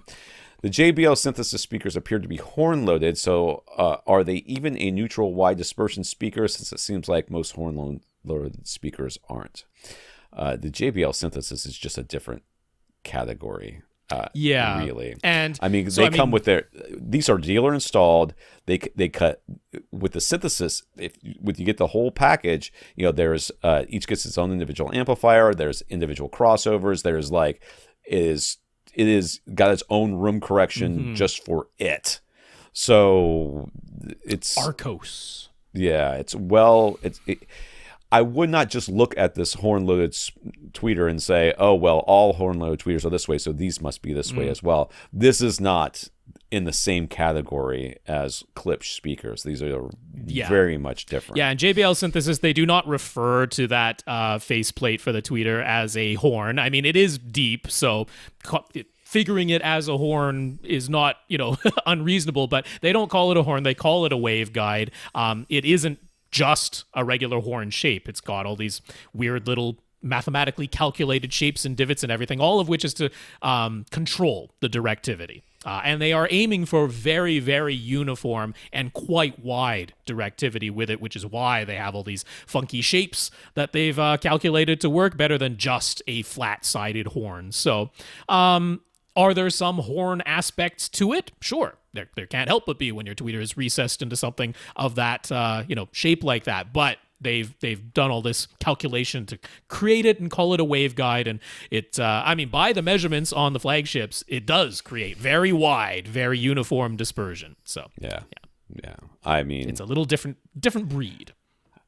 This is well beyond what most people even look at in this podcast. Yeah. So I'm not going to start talking about what I think you should do because you have more questions here, like a lot more questions. It looks like with the monoprice monolith THX in wall speakers also in the running, especially with the cost of construction creeping up and up all the time. It seems which models, up and up all the time. It seems which models exactly should he be considering? He emailed monoprice and they actually informed him they intend to release some matching in ceiling monolith THX speaker models this summer, so that might work out nicely. Yeah. So he's got the 275 in walls, there's 350 each. There's 365 in walls, $400 each. The LCR are $400 each. On sale right now for $350. So seems like that's a pretty good idea. And 465 in walls are $700 to $100 each. All appear to use the exact same tweeter plus mid-range stack, and then 1, 2, or 4 of the same 6.5-inch woofers. And again, the plan is to have a solid 135-inch screen with the center below it. So which specific complement of monolith THX speakers would we suggest? So again, we mentioned this before, but the THX speakers all come with their certification as to they have a label on their certification, and the monolith speakers will get either like Select or Ultra or Dominus or whatever, and that indicates room size. So you match your room size. Yeah, there's also a seating distance aspect of it as well. Right. So I imagine, I don't know exactly which ones each one of these ratings get, but most TJ, your theater is not that big, so I can't imagine that you need anything more than, any one of these would probably do, I would imagine. Yeah, it is the same tweeter and mid-range stack in all of them. And it's the same woofer, it's just the number of woofers. And as you might imagine, as the number of woofers goes up and up, the power handling and maximum output goes up and up. Right. Now, actually, the 3 top models, the 365, the LCR, and the 465 even, they all fall within THX Ultra certification, even though the 465 can play louder than the LCR or the 365. The 275, which is the tweeter mid-range stack and just one of the woofers, instead of 2 or 4 of the woofers, is rated at THX Select. So that's a big speaker. Yeah. I just looked at the 465. Yeah, the 465 is a big boy. Yeah. So, output-wise, you don't need the 465. And unlike the Focal 300 series LCR speaker, you cannot rotate the tweeter mid-range stack in the monoprice monolith THX speakers. It is not symmetrical around, so you can't just unscrew it and turn it 90 degrees. The faceplate isn't going to fit into the screw holes, so that is not an option with these. And therefore, both from what you actually need in terms of output, plus what's going to physically fit nicely in the setup that you've talked about, I would definitely use the LCR as your center, because that one has more of a square shape. They put both of the woofers beside the tweeter mid-range stack instead of on either side of it. So that's going to fit into your standard 16-inch on-center stud bay, and that's going to work nicely below your screen because it doesn't have the extra height of the 365. If you want to put a 365 on either side of the screen, because you'd rather have it be tall than wide, that makes a lot of sense. And the 365 and the LCR, they're the same speaker, just with a different form factor, basically for this exact purpose. This is really what they had in mind, is that if you just need a speaker that isn't so tall so that you can put it below a screen, then that's what the LCR is for.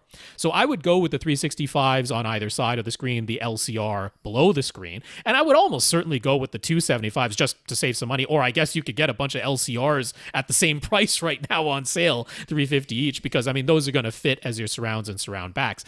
You can completely mix and match what you want to in the monoprice monolith lineup, though, because it's all identical drivers. You could make the actual claim that you could probably accurately that you could take any THX certified speaker and pretty mix close. and match it from any line of any manufacturer, because the whole point is that they hit specific benchmarks and there are certain they have certain performance parameters. So if you found another speaker line that it was a THX certified, I think, and you can probably guess what those in-ceiling speakers, what woofer they're going to use, because they're not changing nothing here. I wasn't aware. I'm glad he informed us that they have these plans for the circular, shaped in-ceiling THX certified monolith speakers that they're planning to launch this summer. I was going to say that if those speakers didn't exist, because I didn't know until Karl said that they're coming out, that they even were an option. There is one more model in the lineup, which is the 265 IW. No, that one does not have the tweeter mid-range stack. It is just the tweeter and 2 smaller woofers in there, and that is THX Select certified. And it also goes for $350 each, so the price really isn't changing, but that would be a model that would probably just physically fit into your ceiling more easily, so that remains an option. I imagine the in-ceiling speakers are going to be probably that tweeter mounted in front of that very same woofer and just in a circular shape.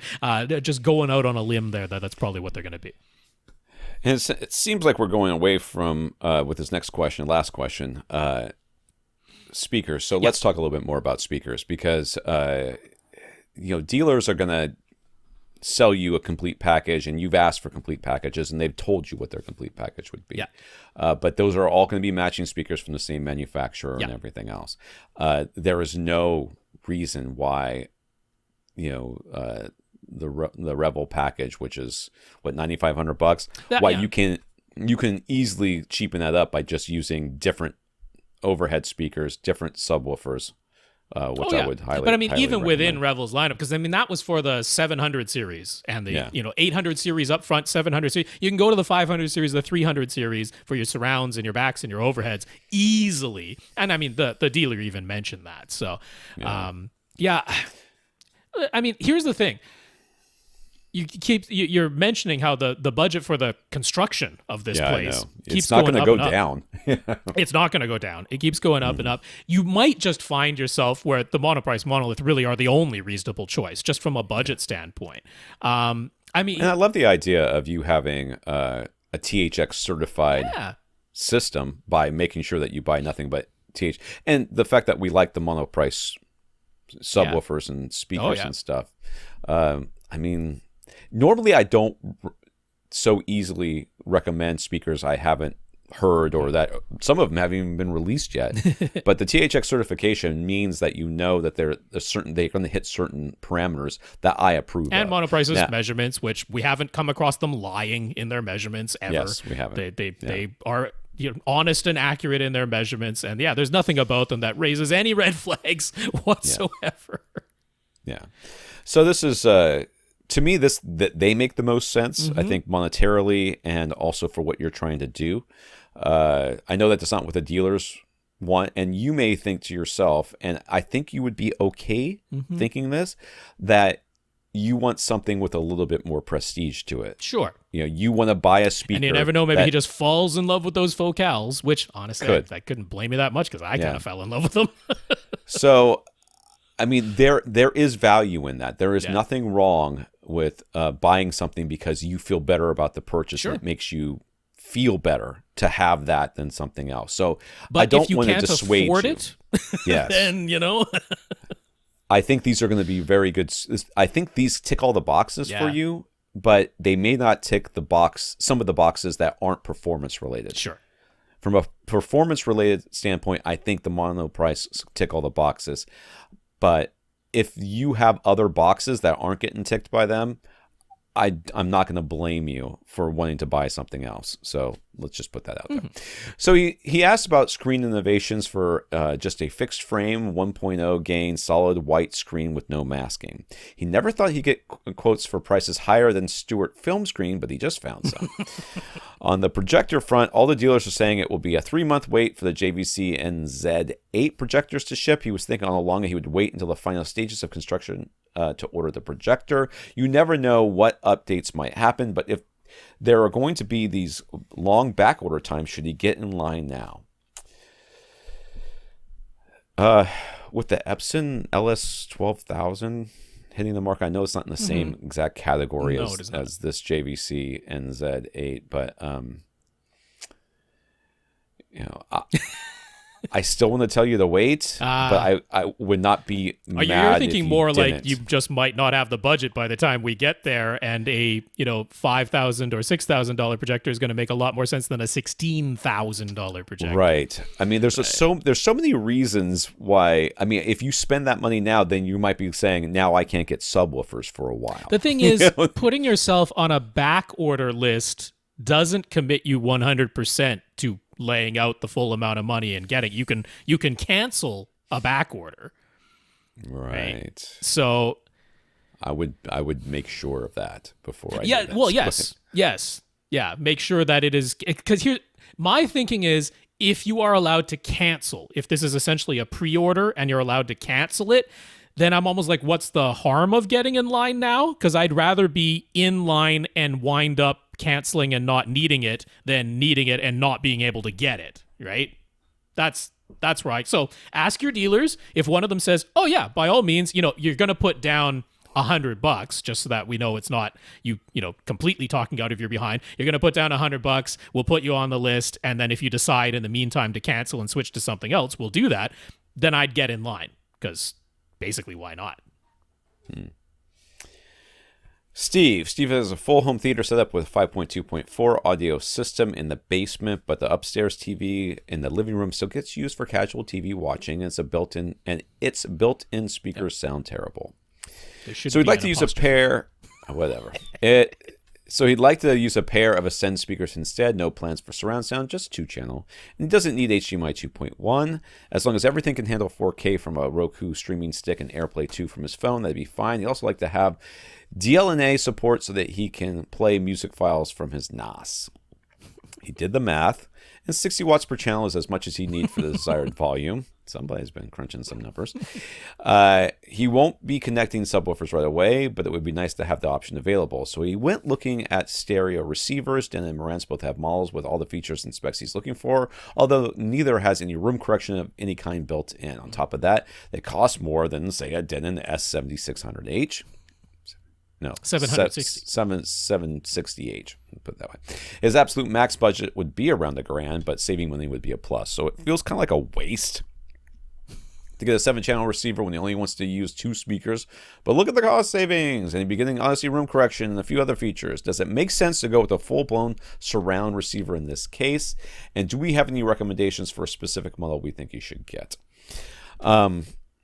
So isn't this the way? This happens all the time. I don't know how many times I get questions from people. All I need my receiver to do is these specific things that I am the only person, I'm one of the few people in the world that actually wants only these specific Although that's things. hardly the case in this instance. Can't I save some money by getting by not having you put all the rest of that crap in there? No, because it takes we'd actually have to pay somebody to take the stuff out. It's going to cost you more. So, which is, I guess, again, economies of scale. Yeah. They sell a lot more surround receivers.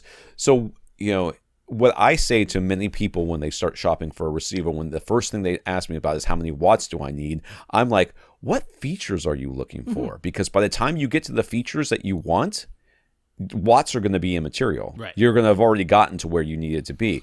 Or, these other worrisome specs that you are, persevering on are not going to be important. Like for me, if I'm looking at room correction, by the time I get to the room correction, I don't have to worry about what streaming options or HDMI options it has, because all that stuff will already be there, even if I wasn't going to use it, which I am not for most of it. But because I care about one specific or a handful of specific features, and this is what you're running into. You have a handful of specific features that you want. You want it to have a certain number of watts, which is immaterial because you'll always have that number of watts. You want it to have subwoofer output and bass management. You want it to have the ability to do a certain the NAS streaming and other things. By the time you get there, it's surround sound. Yeah. You're like, well, I don't need all that. Well, no one cares that you don't need it. In order to get to the point, more than you need in terms of features, right. which is also fine as long as you got everything that you need. So I mean, I would absolutely get a surround sound receiver in this case. I don't see any reason on specifically not getting room correction and paying more. That's not a combination that makes sense to me when you could pay less and get room correction. So I would absolutely get a surround sound receiver. I would probably go with a Denon Marantz. That's where I'm going to be pointing you. We will mention accessories for less because we definitely trust them, and you can get it at an even lower price. You will be fine with any of the models that don't have HDMI 2.1. You'll be fine with any of the models that have a single HDMI 2.1 input. That's not going to be a problem. I'm actually going to say there's one feature that might make the deciding factor, which is only the newest ones in Denon and Marantz's lineup support Bluetooth output to a pair of Bluetooth headphones. If you go back a model year, they don't have the Bluetooth output to a pair of Bluetooth headphones. He never mentioned that, but that might be a feature that you would enjoy. So what I would say is you could go down to Best Buy right now and for $700 get the X1700H. That's the first model in the X series. That means you get Odyssey Multi-Q XT rather than just regular multi-Q, which is what you would get in like the 760 that you mentioned.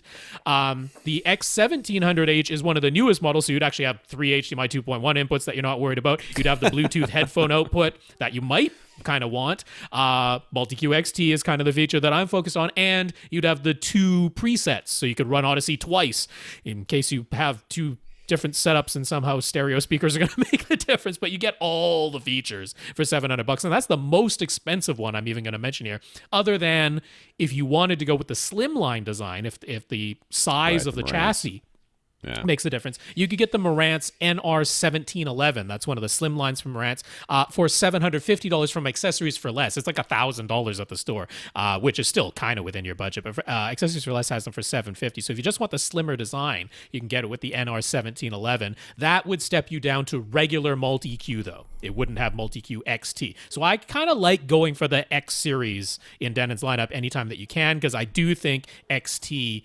Odyssey makes a worthwhile difference. So keeping in line with that, if you just want to spend less, you could go back a model year at accessories for less to the X1600H instead of the 1700H. They're selling that for $470. The difference there, you're not getting the Bluetooth headphone output anymore because you went back a model year, and you're not getting the 2 presets. You can't run Odyssey twice in the X1600H. If those 2 features, Bluetooth headphone output and being able to run Odyssey twice and store it in the AV receiver, don't matter to you, then I would save the money and get the X1600H all day. For $20 less, there's the S760H that you mentioned. I don't really see a reason to go with that unless you're willing to step down to multi-cue because you've got to have the Bluetooth headphone output and the 2 Odyssey presets. That's what you're getting there. So I'd stick with the X series if you can, either the 1600H or the 1700H. There's in my mind at least, when we have a TV, and he didn't give us any information about this TV really. It's casual listening. It's upstairs in the living room, and it's probably sit off to the side, recessed in something and everything else. Who knows? I understand you wanting to have room correction. I question whether or not the room correction is really even going to do all that much. Okay.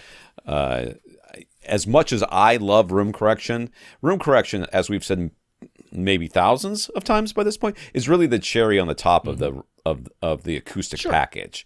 You have to do a lot of work to get to the point where room correction makes a really substantive difference to your system, where it really dials everything in. It's not step 1, it is step 10 after proper placement and room treatments and sound deadening stuff and all sorts of other things. So I just want to throw that out there as much as you love it, as much as I love room correction and DSP programs that help even out frequency responsive speakers. I don't know how much it's actually going to do in your situation. I just like that if you do have it, I want the one that's not going to do harm. So that's true. I like stepping up to the XT whenever possible for that reason. Dazz wants to be clear up front. He does not have the time to assemble and finish his own DIY subwoofer, so he isn't asking if he should actually go down the DIY path, because he won't be. But he was very impressed by some of the custom finishes he's seen via some home theater Facebook groups, so he's looked up the prices on the GSG Marty sub flat packs, plus the rest of the components that would be needed, woofer amplifier, stuffing, all that crap. To build the 15-inch Marty cubes with the basic finish would come out to about $850 per sub, but in addition to the tools he already owns, he needed to buy a bunch of clamps, which add up and cost quicker than you might think, and a nicer finish would cost even more, potentially a lot more, depending on what veneer he slapped on the outside of that. Plus, it's the cost of his time, which is not cheap because he's no basic man. So, like he said, it's not a viable option for him, but people always talk about how they got so much more performance dollar for dollar. He looked up some measurements, and there do appear to be some performance gains, but it's really not mind-blowing. So what are our opinions on the current DIY subwoofer market? Do we think DIY is worth it? What parameters would a DIY sub need to have in order for AVRant to recommend it over a retail sub? What DIY has to have in order for me to recommend it over a retail sub is a person who values putting something together themselves as not a cost. Right. Okay. That person has to believe, for whatever reason, they find enjoyment in it. They find pride in it. The process to themselves is a benefit. They love working with their hands. They have so much free time. They have nothing else to do, and this gives them something to do. So this is a great thing for them. Maybe they have a lot of kids and they want to find a way to get away from them. Also a benefit.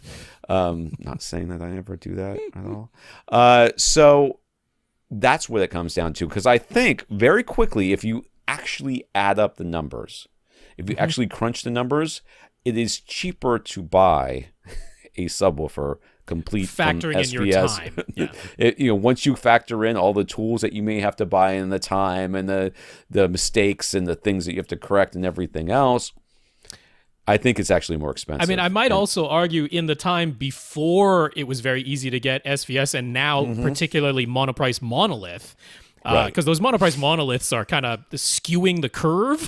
It is a little bit. A little bit, because in the time before those, what you could do DIY could be, I mean, the thing is, companies like SVS basically started out as DIYers who started selling the subs they were making, and it's all kind of snowballed from there. So there's a bit of that still hanging around, that sort of feeling of what you can do DIY. The monolith subs from Monoprice, now, I mean, in particular, I would use as an example. You said it's going to cost about $850 to put it together. For $900, which includes shipping, by the way, so there's no additional shipping on that. For $900, that's the M12V2 that Monoprice is selling now, the monolith sub. Now, you're like, hey, that's a 12-inch driver instead of a 15, although with Monoprice, most other manufacturers would call that a 13-inch driver. They're being very conservative on that. The wattage in the M12V2, not quite as high as the Marty Cube that you're talking about, the 15-inch Marty Cube. The size of the cabinet, the Marty Cube is a little bit bigger. Surprisingly, not very much bigger. It's like 3 inches bigger in one dimension because the monolith subs ain't small. But you put it all together, and the Marty Cube, because it has been measured, and so is the M12 now, it's 3 decibels louder across the board, the Marty Cube is. So $50 savings, 3 decibels louder across the board, but all the time you put into building it, right? So I'm like, wow, I mean, here's the 3 decibels, that is literally twice the power, but it's also 3 decibels at the headroom side of things. It's not like it's 3 decibels louder all the time unless you just turn the volume up, which you could do with the monolith, and the monolith is very well protected and never going to break itself. So it's only at the absolute maximum. You've got a room so big that you're right on the threshold and you just need those 3 decibels more. So it's like, is there any value in that DIY sub versus that particular monolith at a very similar price point? Yeah, there still is something. Objectively, there's something there. But like you say, it's not this like mind-blowing difference where the Marty Cube is $50 cheaper and it's 15 decibels louder or something crazy like that. It's just not the case. Where I would say you're getting the most value from DIY subs these days is in the 18-inch models. I'm not even sure I would want to tackle like the 21-inch models and stuff like that, because when you start getting drivers that big, you start running into unforeseen things. Trying to control those drivers is not super easy. So the 18-inch models to me are where you're saving more money versus store-bought 18-inch or online ordered, already done 18-inch models, and you're getting into the realm of like 5-6 decibels more output from the DIYs. I'm seeing a bigger gap and a larger price savings in the 18-inch models. When you go smaller than that, I'm like, because monolith exists, I'm probably just going to go get that. The other factor is when you want the custom finish, right? Because the monolith subs are a very plain finish. They now have a gloss version, but they cost hundreds of dollars more to get the gloss black version instead of the standard black. And if you want, your own custom color or a design or something or veneer, then that's another reason why DIY would make sense. So I think that covers that. Karl took advantage of SVS's President's Day sale and bought himself a second PB1000. He'll be hooking it up to his Denon X4400H with a Y splitter. He had positioned his single PB1000 for optimal performance at his middle seat. Does he understand correctly that the position is now irrelevant with a dual subwoofer setup? And the answer is yes. Yes. Yeah. You do not do a subwoofer crawl with 2 subs. You would only ever do a subwoofer crawl with 1 sub, and that subwoofer crawl would only be good for that 1 seat. And we still find it useful because when you have a handful of positions around your room and a sub as big and heavy as a PB1000, it can be easier to position your subwoofer once in your middle seat, and you go around to those various positions and hear the bass sweep that you'd be playing on repeat, and discover, okay, one of these spots, that bass sweep sounds much more even and uniform throughout the entire sweep than these other spots, and that's still useful to do the subwoofer crawl with the 1 sub for the 1 seat. But once you have 2 subs, that subwoofer crawl is out the window. You would not do a second subwoofer crawl for the second subwoofer and try to make that work out. That's not how you would do it. Yes. So his room is not a perfect rectangle, but it is basically 11.5 by 16.5. So any thoughts as to where he should place his dual subs now? For those of you that are not watching the YouTube video where Rob is showing the images, the front of the room is a certain width. And if you went to in the back of the room, the 2 back corners are kind of cut off at different angles. Like picture a 16.5 by 11.5 rectangle and then take some chunks out of the rear left and rear right corners. So what we would normally suggest is either midpoints of the side walls or opposing corners. There are no opposing corners in here because the back corners are all cut off. So where he has you can't really do like the middle of the front wall, middle of the back wall, because that would be directly below the TV. Now, I don't know. Like in his diagram, it's a TV on a stand. I don't know if that's accurate. I don't know if your TV is actually on a stand. But if it is, then you can't really put a PP1000 there unless the PP1000 becomes the TV stand. Right, or it becomes this, and maybe this is wall mounted, and there's a stand down there, and you're like, well, I'll just put my center channel on top of if it's physically possible to do the middle of the front wall and the middle of the back wall, I would do that. I'm looking at this and going, I think the middle of the two side walls probably isn't going to work just from a walkway point of view, because where the couches in this room, if you put it in the midpoints of the two side walls, they would be directly to the sides of the couch, which would probably be fine, but there is no way to get around the couch anymore. Because PP1000s are not small. You'd have to Dukes a Hazzard it every time you got in and out of that couch. Right. So where he has it placed right now is just in front of the end cut on the back left corner. Where the back left corner would be, it's pushed in. So I actually look at this and I'm like, I think maybe leaving that sub there is just fine, and then putting the sub on the right wall sort of the same distance into the room, which puts it just in front of the couch to the right. Yeah, like right now, basically, if this were the full rectangle, he would have his current sub on the left wall 4 feet from the back wall. That's where it is right now. So could you put your second sub on the right-hand wall 4 feet from the front wall? Yeah. Which looks like it's doable. It might make it hard to walk around that that couch and in front of that subwoofer, depending on how things work out. It's close. He's like 14 feet back. Yeah, it's close. So I think... Oh, no, he's not that far back. That's the link to pass the door. Sorry. He's like, okay, but I'm thinking on the right-hand wall, 4 feet from the front wall, to be diagonally opposite from the sub that you already have placed on the left-hand wall. That should be doable. So I think that's probably our best suggestion. That would be my suggestion, would be to do that. Alternatively, if you do not love that, just switch your left sub to the right wall, the left back sub to the right back wall, kind of in front of where the door opens. And that'd be like 2 feet in front of the back wall if it were the full rectangle. And then you would do that on the opposite left wall. Yeah, be the left wall 2 feet from the front wall. This is assuming that the door will still open, which is not, well, it'll open at based 90 on the degrees, size probably. of the subwoofer in the image, it works, but I don't know if physically that actually works, because it might not. But we think we're probably going to go for a diagonally opposite placement, but not actually corners. Right. We're going to be diagonally opposite placement, but some distance away from the front wall and the back wall. That's what we're going to go for. So if he were to use Room EQ Wizard, how would that assist him in finding the optimal locations? We just told you the optimal locations. What are you talking about? Well, we can't guarantee it because this is a somewhat irregularly shaped room. So via a whole bunch of trial and error, unfortunately, is the real answer. So Rob's right. So, I mean, the problem with Room EQ Wizard, if the way to use Room EQ Wizard to dial in two subs is to have a mini DSP where you can do all the things that you can let Room EQ Wizard do all the things it can do and you just place them wherever the heck you want is the theory. In our minds, if you placed them where we just told you to, it would be doing the least. Yeah, like there'd be the least amount of trial and error that you would need to do. Yeah, hope.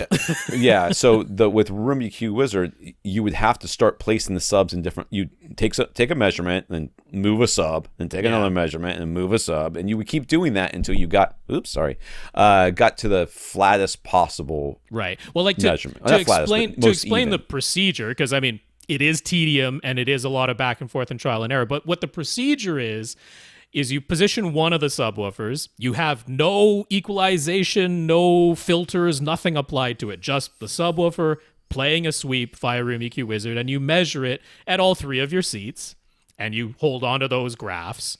And now what you're going to attempt to do is find, so like let's say you measure across all three seats and It's not particularly uniform, but you notice that, okay, the left seat, you've got a hump at 60 hertz and a dip at 40, and then the center seat, you've got a hump at 70 hertz and a dip at 50, and the right seat, you got the inverse of that or something, like that might be what you end up with just the single subwoofer, but you keep track of where the humps and the dips are in the 3 seats. What you're trying to accomplish is the inverse of that when you measure just the second subwoofer by itself, if you're just measuring the 2 subwoofers individually. Because then when you sum them together, if one of them is a hump at one frequency in a given seat and the other sub is a little bit of a dip at that same frequency at that same seat, then those are going to sum together into a pretty darn flat line. And that's what we're trying to achieve. You can let Room EQ Wizard do some calculations, or you can use the multi-sub optimizer software, which is free to do calculations, and use a mini DSP 2x4 HD device to actually apply the filters that you calculate.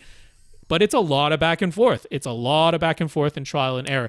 Room EQ Wizard is a bit more, it's a bit less tedious and a bit more helpful just to confirm, right? If you do my 12-step guide, which is also tedious, but not quite as much because you're not actually hitting measurement buttons when you're doing it. You're just listening to it, and then you confirm the results with Room EQ Wizard. That can be one way where it helps you without quite as much back and forth. So regardless, it's some tedium if you want to dig into it. Or you can go with the placement we suggested, play some sweeps and go, yeah, that sounds pretty good, and not worry about it anymore. Yes. I just get so irritated with people who are like, in order to properly play subs, you need to have Room EQ Wizard and the UMIC 1. I'm like, you don't need to. You don't, because you're just telling a person that they buy these 2 things, they will be able to properly place it. You're not giving them any it's the tip of the iceberg. Again, the time factor, just like the DIY subs, how much is your time worth? Ask our House of Cards James guy how much he used his UMIC 1 and his SPL meter. Indeed. Because you get one and you think, oh, this is a great idea, I'll be able to see stuff, and you do it and you're like, ugh, I don't want to have to do this again. On the other hand, for some people, putting that time in is the fun. That's the fun, that's right. And that's great if that's what you do. Josh says, at what length would we say it would be advisable to use an XLR subwoofer cable rather than the RCA cable? In a normal home, 0 times. Yeah, I'm going to be conservative and say 150 feet. That's very conservative. I was going to say 300. Yeah, my real answer is about 300 feet, but I'm going to be very conservative and say 150 feet. So he needs a subwoofer cable that's about 30 feet long. Could we recommend some high-quality option? He'd like them to be in-wall rated. So you don't need XLR. That's the first, because 30 feet is definitely shorter than either of the numbers we just said. Yeah, just be just fine. So first of all, let's just talk about XLR for a second, because people are like constantly talking about, and not constantly, but at least in the high end communities, they're like, it's you a little need bit XLR. different. It clicks. It's got to be so much better. So what are the advantages to XLR? The one advantage to XLR that I will say that it definitely has over RCA is that it clicks. That is the deal. Yeah, it's not for just me, friction fit. Yes, it clicks in place, and once it's plugged in, you don't have to worry about it working itself out. Satisfying click. Quite literally the only benefit I see. But the idea is that it has a built-in noise rejection, like outside noise rejection. There is a built-in noise function that for that. Length of cable itself theoretically could pick up. Yes, like an antenna. Yeah. And it is possible for RCA cables to pick up noise. And in fact... and actually, if they didn't have a shield, they definitely would. And there have been times where there has been a cable that's been plugged into a subwoofer, and the subwoofer started making noise that was picked up from the cable that wasn't 300 feet long. But why did it do that? Because it wasn't plugged into anything else at the other end. Sure. And it was just acting like an antenna because there was nothing there. And unfortunately, there have been RCA cables that were purposely built where the shield was only physically connected at one end. Right. Which is wrong. Right. And that can be a problem. That can be an issue. Yeah. So... where do I buy my subwoofer cables from? I buy them from Amazon because I'm lazy. Okay. But when I buy them from Amazon, I search for monoprice. Yeah. because I know that the monoprice cables are generally built pretty well. If I were to be really worried about it, if I were really to worry about a subwoofer cable or any cable, I would go to Blue Jeans, because I can literally buy anything from Blue Jeans, never look at anything other than the length. Like, yes, what Blue Jeans length cable do I need? is literally broadcast quality cable. Yeah, it does not get. It's expensive. It's more expensive. Yeah, but yeah. So I mean, I don't have to look at it to see whether or not it's rated for the right thing. Right. I just say I need an HDMI cable, and I need it to be this many long, and then I buy the one that Blue Jeans still doesn't have ultra high speed certified HDMI cables. I'm like, what is taking them so long? They're doing it right. That's what they're doing.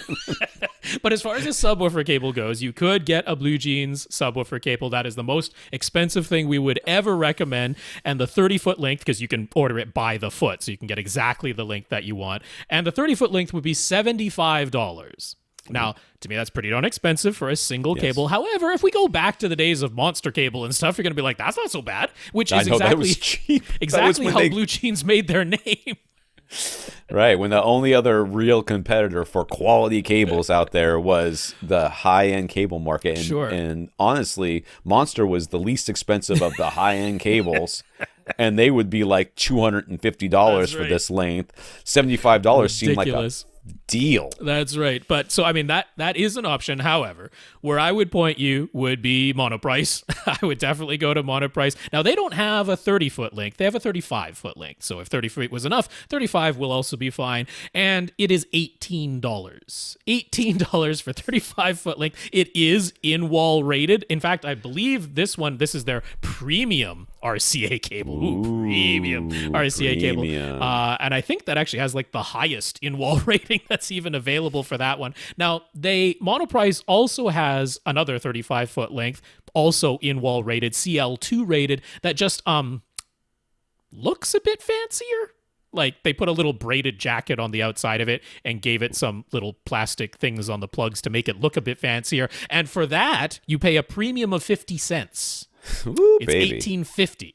So I'm not be in the wall. Who cares? I'm not mad at that, because if you're like, I honestly just like the looks better and 50 cents isn't going to break the bank, then I'm perfectly fine with that other option from Monoprice too. But both of those are in-wall rated. I did want to give a warning that if you are shopping on Amazon, which is another way that you could buy Monoprice, the prices will appear higher on Amazon because Monoprice does charge shipping. And on Amazon, the shipping will be included in the price. So when I'm saying $18 and $18.50, it'll actually be a bit more expensive than that because there'll be some shipping on top of that. But the Amazon Basics, because there's Amazon Basics subwoofer cables, those are not in-wall rated. So for most people, where they're running the cable in the room and not inside the wall, I'd be totally fine with Amazon Basics. And their 35-foot length is, I think, $13.50. So it's even cheaper than the Monoprice. But you specifically wanted in-wall rated in this case, so it is not. Amazon does sell My Cable Mart. They have their premium subwoofer cable. That is in-wall rated, and 35 feet of that is $30.50 once you put the shipping in there. So I'd go with the Monoprice because you can still get that from Amazon for a little bit less than that. There you go. Yeah, those are the options. Yeah. $6.71. And yes, okay, I see it now. I was trying to figure out where you're getting that number from. Let me close that. And I'm sure Dean's will be the last. It is a little bit multi-part, but I think we can do it. Well, Dean says, "Go easy." No, I don't do that. That's right. That's not my. He's deal. heard us.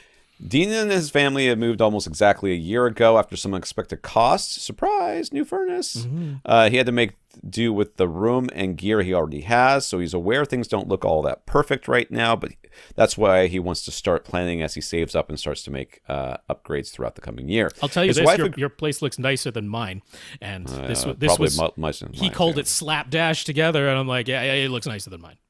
Yeah. His wife agreed to use the main room in the basement as a home theater. The theater area is roughly 13 by 18 by 8, has a drop tile ceiling and carpet throughout. On the front wall, he's mounted a 55-inch TCL 6 Series TV that he had on hand. Yes, he knows it looks too small. I don't care about your stupid TV. There's also an... Jeez Louise. You always say, oh, that TV looks too small, so he's cutting you off at the pass. Oh, whatever. I don't care about your TV. There's also an electric heater that's designed to look like a gas fireplace that's presently sitting on the floor, but it will be mounted low in the front wall, and he's put his gear rack in the front left corner. There's a door on the front wall in the right-hand corner that leads into a laundry and utility room. Oops, I clicked. The front right corner then opens to a hallway going to the right, and that leads to a bathroom and 2 bedrooms. Mm-hmm.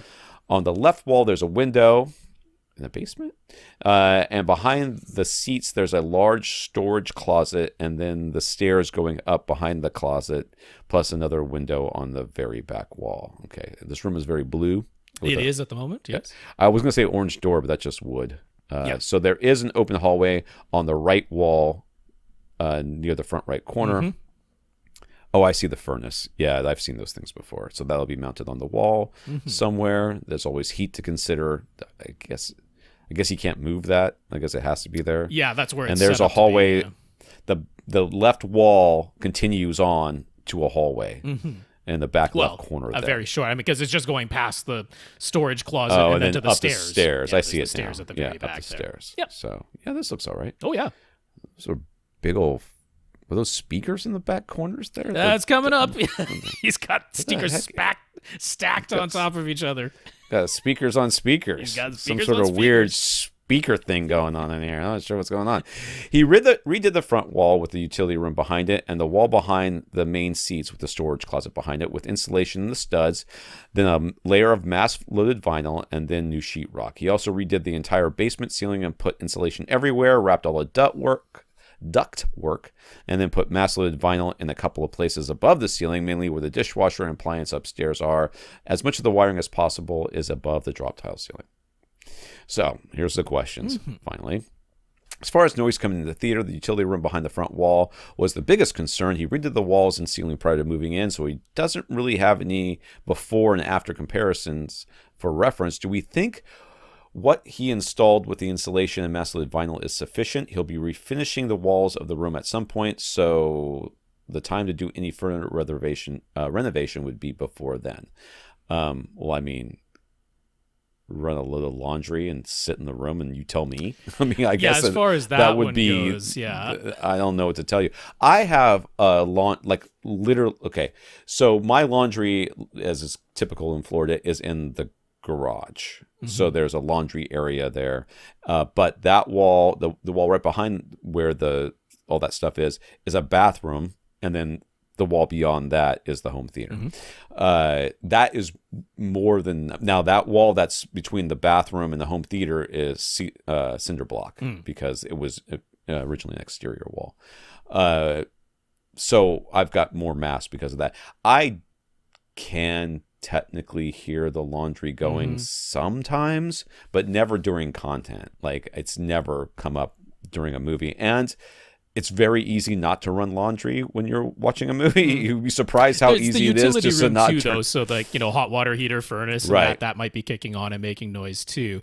To me, the bigger concern than the wall, because the good news is if on the other side of that front wall is the utility room, if you needed to, you could actually beef up the wall on the utility room side. Right. Because that would always be an option. So to me, the bigger concern is the ceiling. Because if it's drop tile ceiling throughout the entire basement, that means, it's great that you put insulation everywhere, because he did the entire basement ceiling. He put insulation in there, which wouldn't have been super cheap, but doesn't have to be crazy expensive. You can get the cheapest insulation stuff and fill those joists, which he did. That's good. That stops reverberation in the bays, but, as you would expect, insulation is not like a complete noise barrier.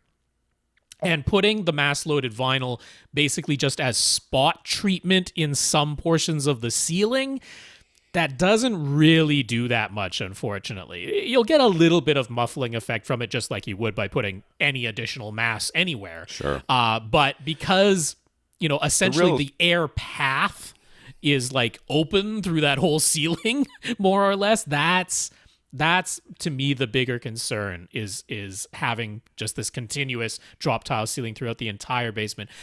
And that's a bit tough because about all you can do with a drop tile ceiling like that, you can get the larger ceiling tiles, the thicker ceiling tiles, which are themselves a bit absorptive. You can get the ones that have a solid backing on them, and that helps. But basically putting a I dread to even say it because I don't really want you to do this. Like I'm with Tom, which is you tell us, are you being bothered right now? Are other people in the house bothered by the home theater? Because you can play some stuff as a test and see how bothered people are elsewhere in the house, and you can run the load of laundry while you're watching something and see how bad it is. And the dishwasher as well. Because if everybody's okay with the way things are, don't beat yourself up and try to go nuts with this, because what I was going to say is about all you can do with that drop tile ceiling is a continuous and fully tuck taped at all the seams layer of mass loaded vinyl across the top of the ceiling tiles, right?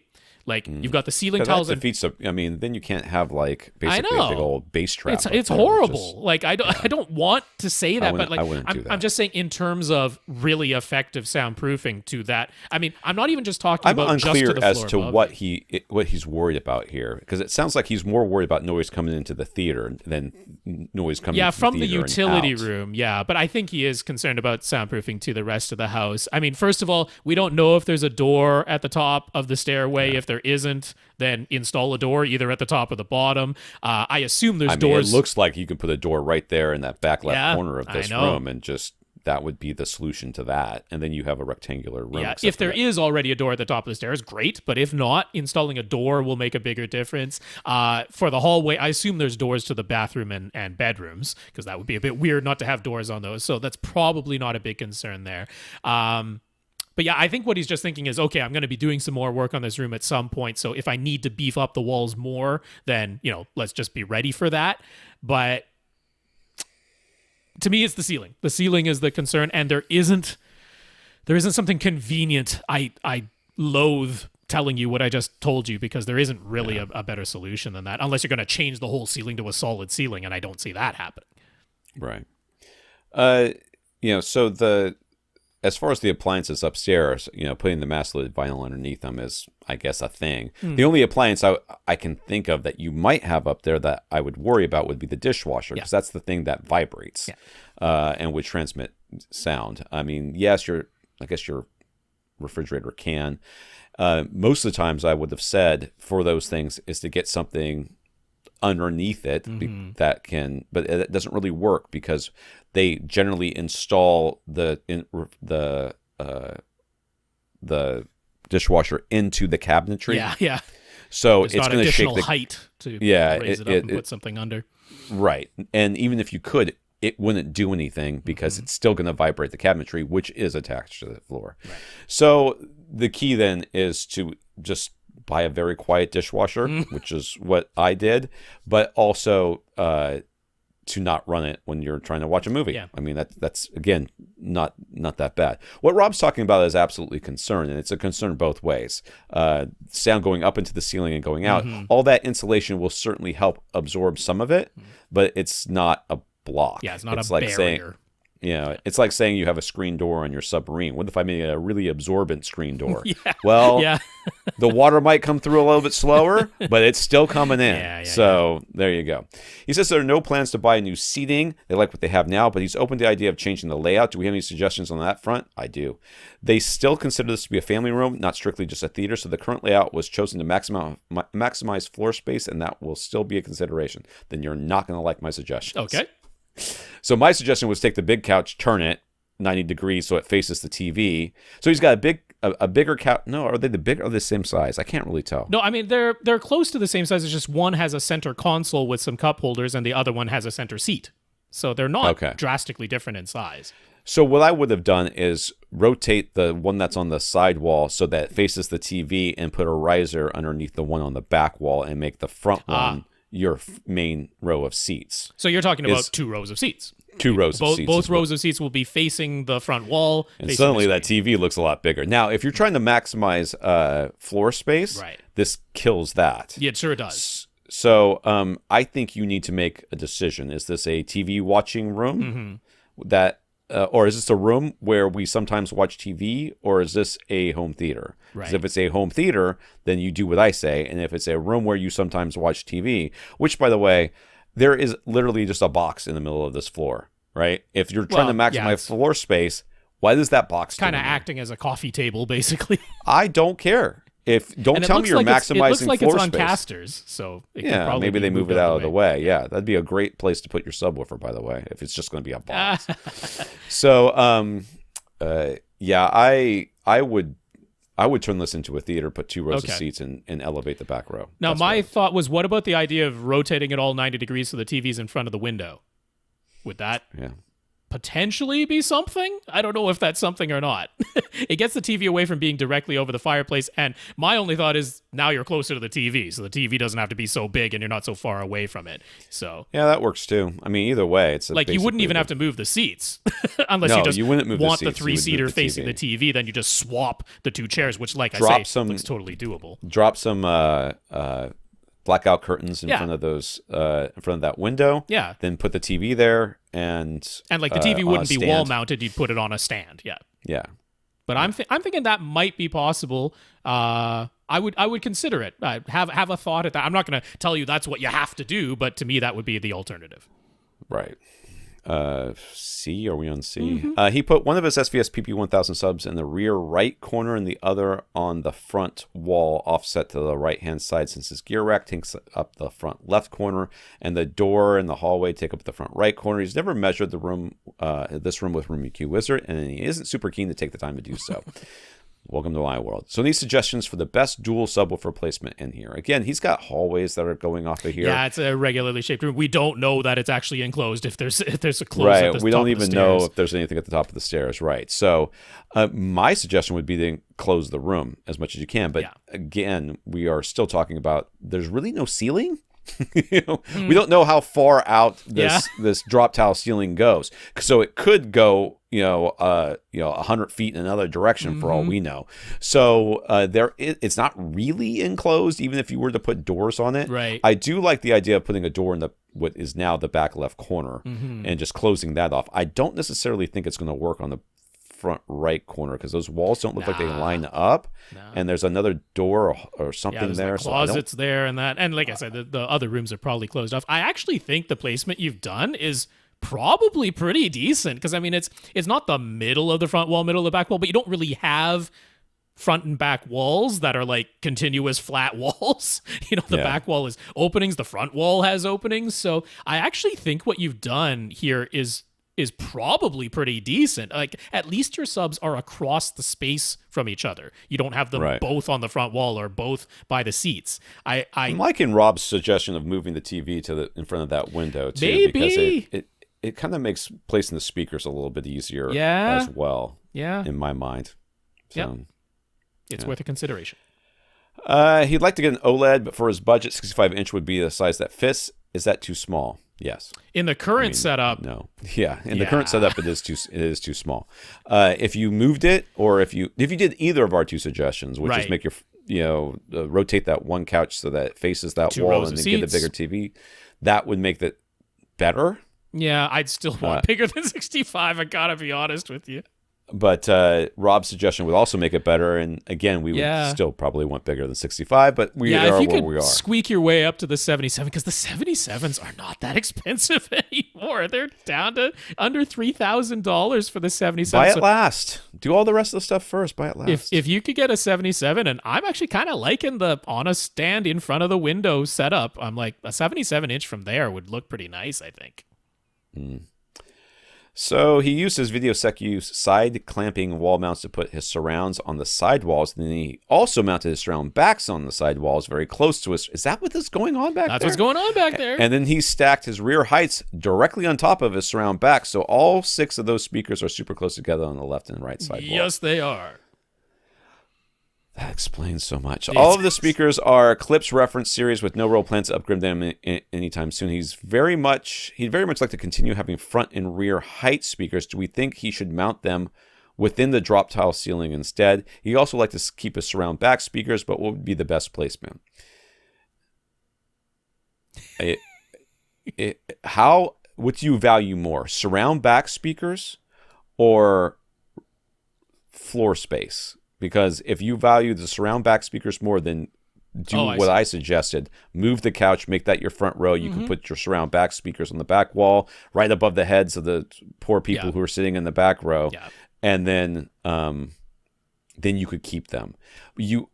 this is and you know what I'm going to say, which is why you said be kind to begin with. This is a ludicrous setup of speakers, and putting them in this configuration does absolutely nothing for you. You should be running really say that they should stay the way they are. That doesn't. You should be running 5.1 right now. You should be running 5.1 in the current configuration you have right now. The best that you can do is top, middles, front heights, and 5.1 on the floor. That's the best that you can do in your current configuration. I would be perfectly fine having front and rear heights. I wouldn't go putting holes in your ceiling. I would just go ahead and mount them. You can't have front and rear heights in your orientation. Well, I mean, he's on the back wall. Positionally, they wouldn't be called that, but I would label them that, right? I would label them as front and rear heights in my AV receiver. I would mount them high up on the back wall and high up on the front wall, and I'd be fine with that. I know positionally in the diagram they'd be more like front heights and top middles, but you can still label them as front heights and rear heights, and I would still mount them on the front and back walls.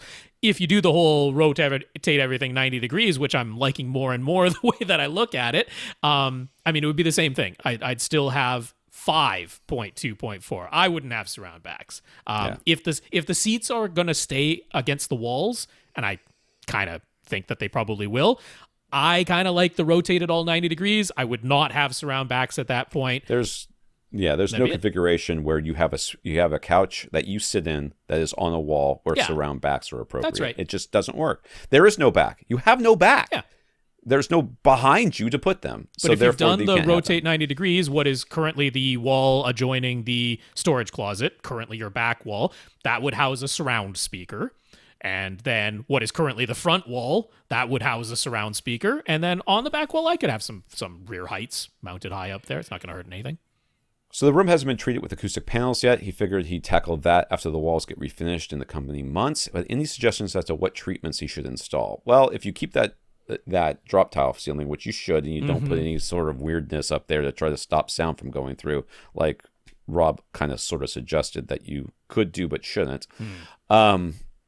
You are actually in the position where you don't need nearly as much room treatments as most other people do. Like fully carpeted, and then sound like at least somewhat absorbing, or kind of pass through into all the insulation you put up there ceiling. You don't need a ton. So for you, I would say the things I would worry about is first reflection points for my speakers, which if you turn it 90 degrees, like Rob's saying, those first reflection points are like super behind you, almost. Well, I mean, you've also got you'd have a couch on the left because that's going to stay where it is, and maybe some treatment on what is currently the front wall, which would become your right wall. The main one is behind your seats.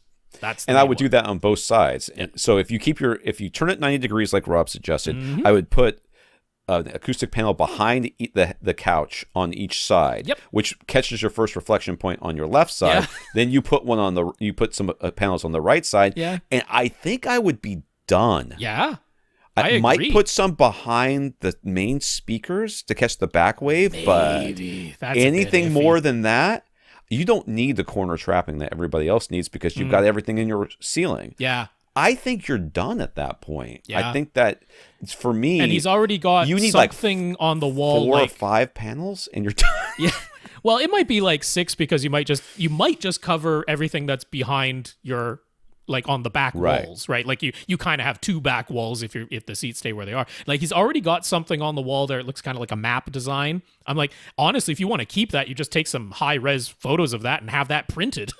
It would look exactly the same because those have some depth to them already. So I'm that is there for those seats there. If you've done the rotate things 90 degrees, those are now your front facing seats facing the window, and the TV's going to be in front of the window. And then I'd have another one of those behind the other set of seats. And that, to me, that's the primary thing that you do. And then maybe some on what is currently the front wall becomes your right wall, some panels there. So maybe we're talking, maybe between 6 and 9 panels total. And I don't think you need to do anything more than that. Yeah, I think you're done. All right, who we have left? Yeah, speaking of done, we are done and have gone over time, but yay, we got the questions. So Kurt and John and Scott. I think that was it. Is that it? Yep, that's it. All right. We're going to thank our listeners of the week. We're going to thank John for going to avrant.com and clicking on the Buy Us a Cup of Coffee link and leaving us a PayPal donation, as well as 140 patrons over at patreon.com who want to win the UMIC won an SPL meter from James House of Cards. So go over to patreon.com/AVRant podcast and sign up quickly so that you too can be entered into this drawing. Yeah, episode 800 is coming up quick. There's one more before that. Gosh, the time goes fast. But John, thank you for the PayPal donation. Really do appreciate that. And patreon.com/AVRant podcast for the automatic monthly donations. Big thanks to our 140 patrons over there. All right. We also want to thank our listeners of the week. We want to thank Karl and Kurt for talking us up to SVS, Dean for sending me photos, and notes of gratitude from Billy, Karl, Josh, Dean, and Alan. Yeah, Karl and Kurt, congrats on those SVS subwoofer purchases. Thank you for checking the box that SVS has kindly provided to let them know you heard about them from us. Dean, thank you for giving Tom permission to use your photos on avgadgets.com. And Billy, Karl, Josh, Dean, and Alan, we really do appreciate the notes of gratitude you sent to us. The notes of encouragement are very much appreciated. So a big thank you to everybody who continues to listen and send in your questions. For AVRant, I'm Tom Antry. And I'm Rob H. Now stay in and listen to something.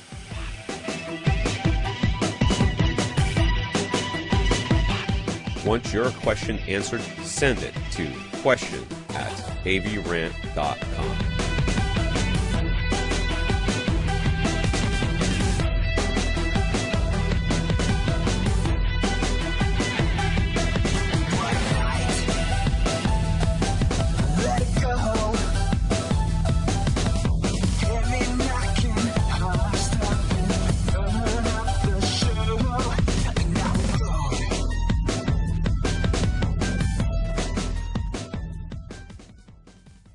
This is AVRant.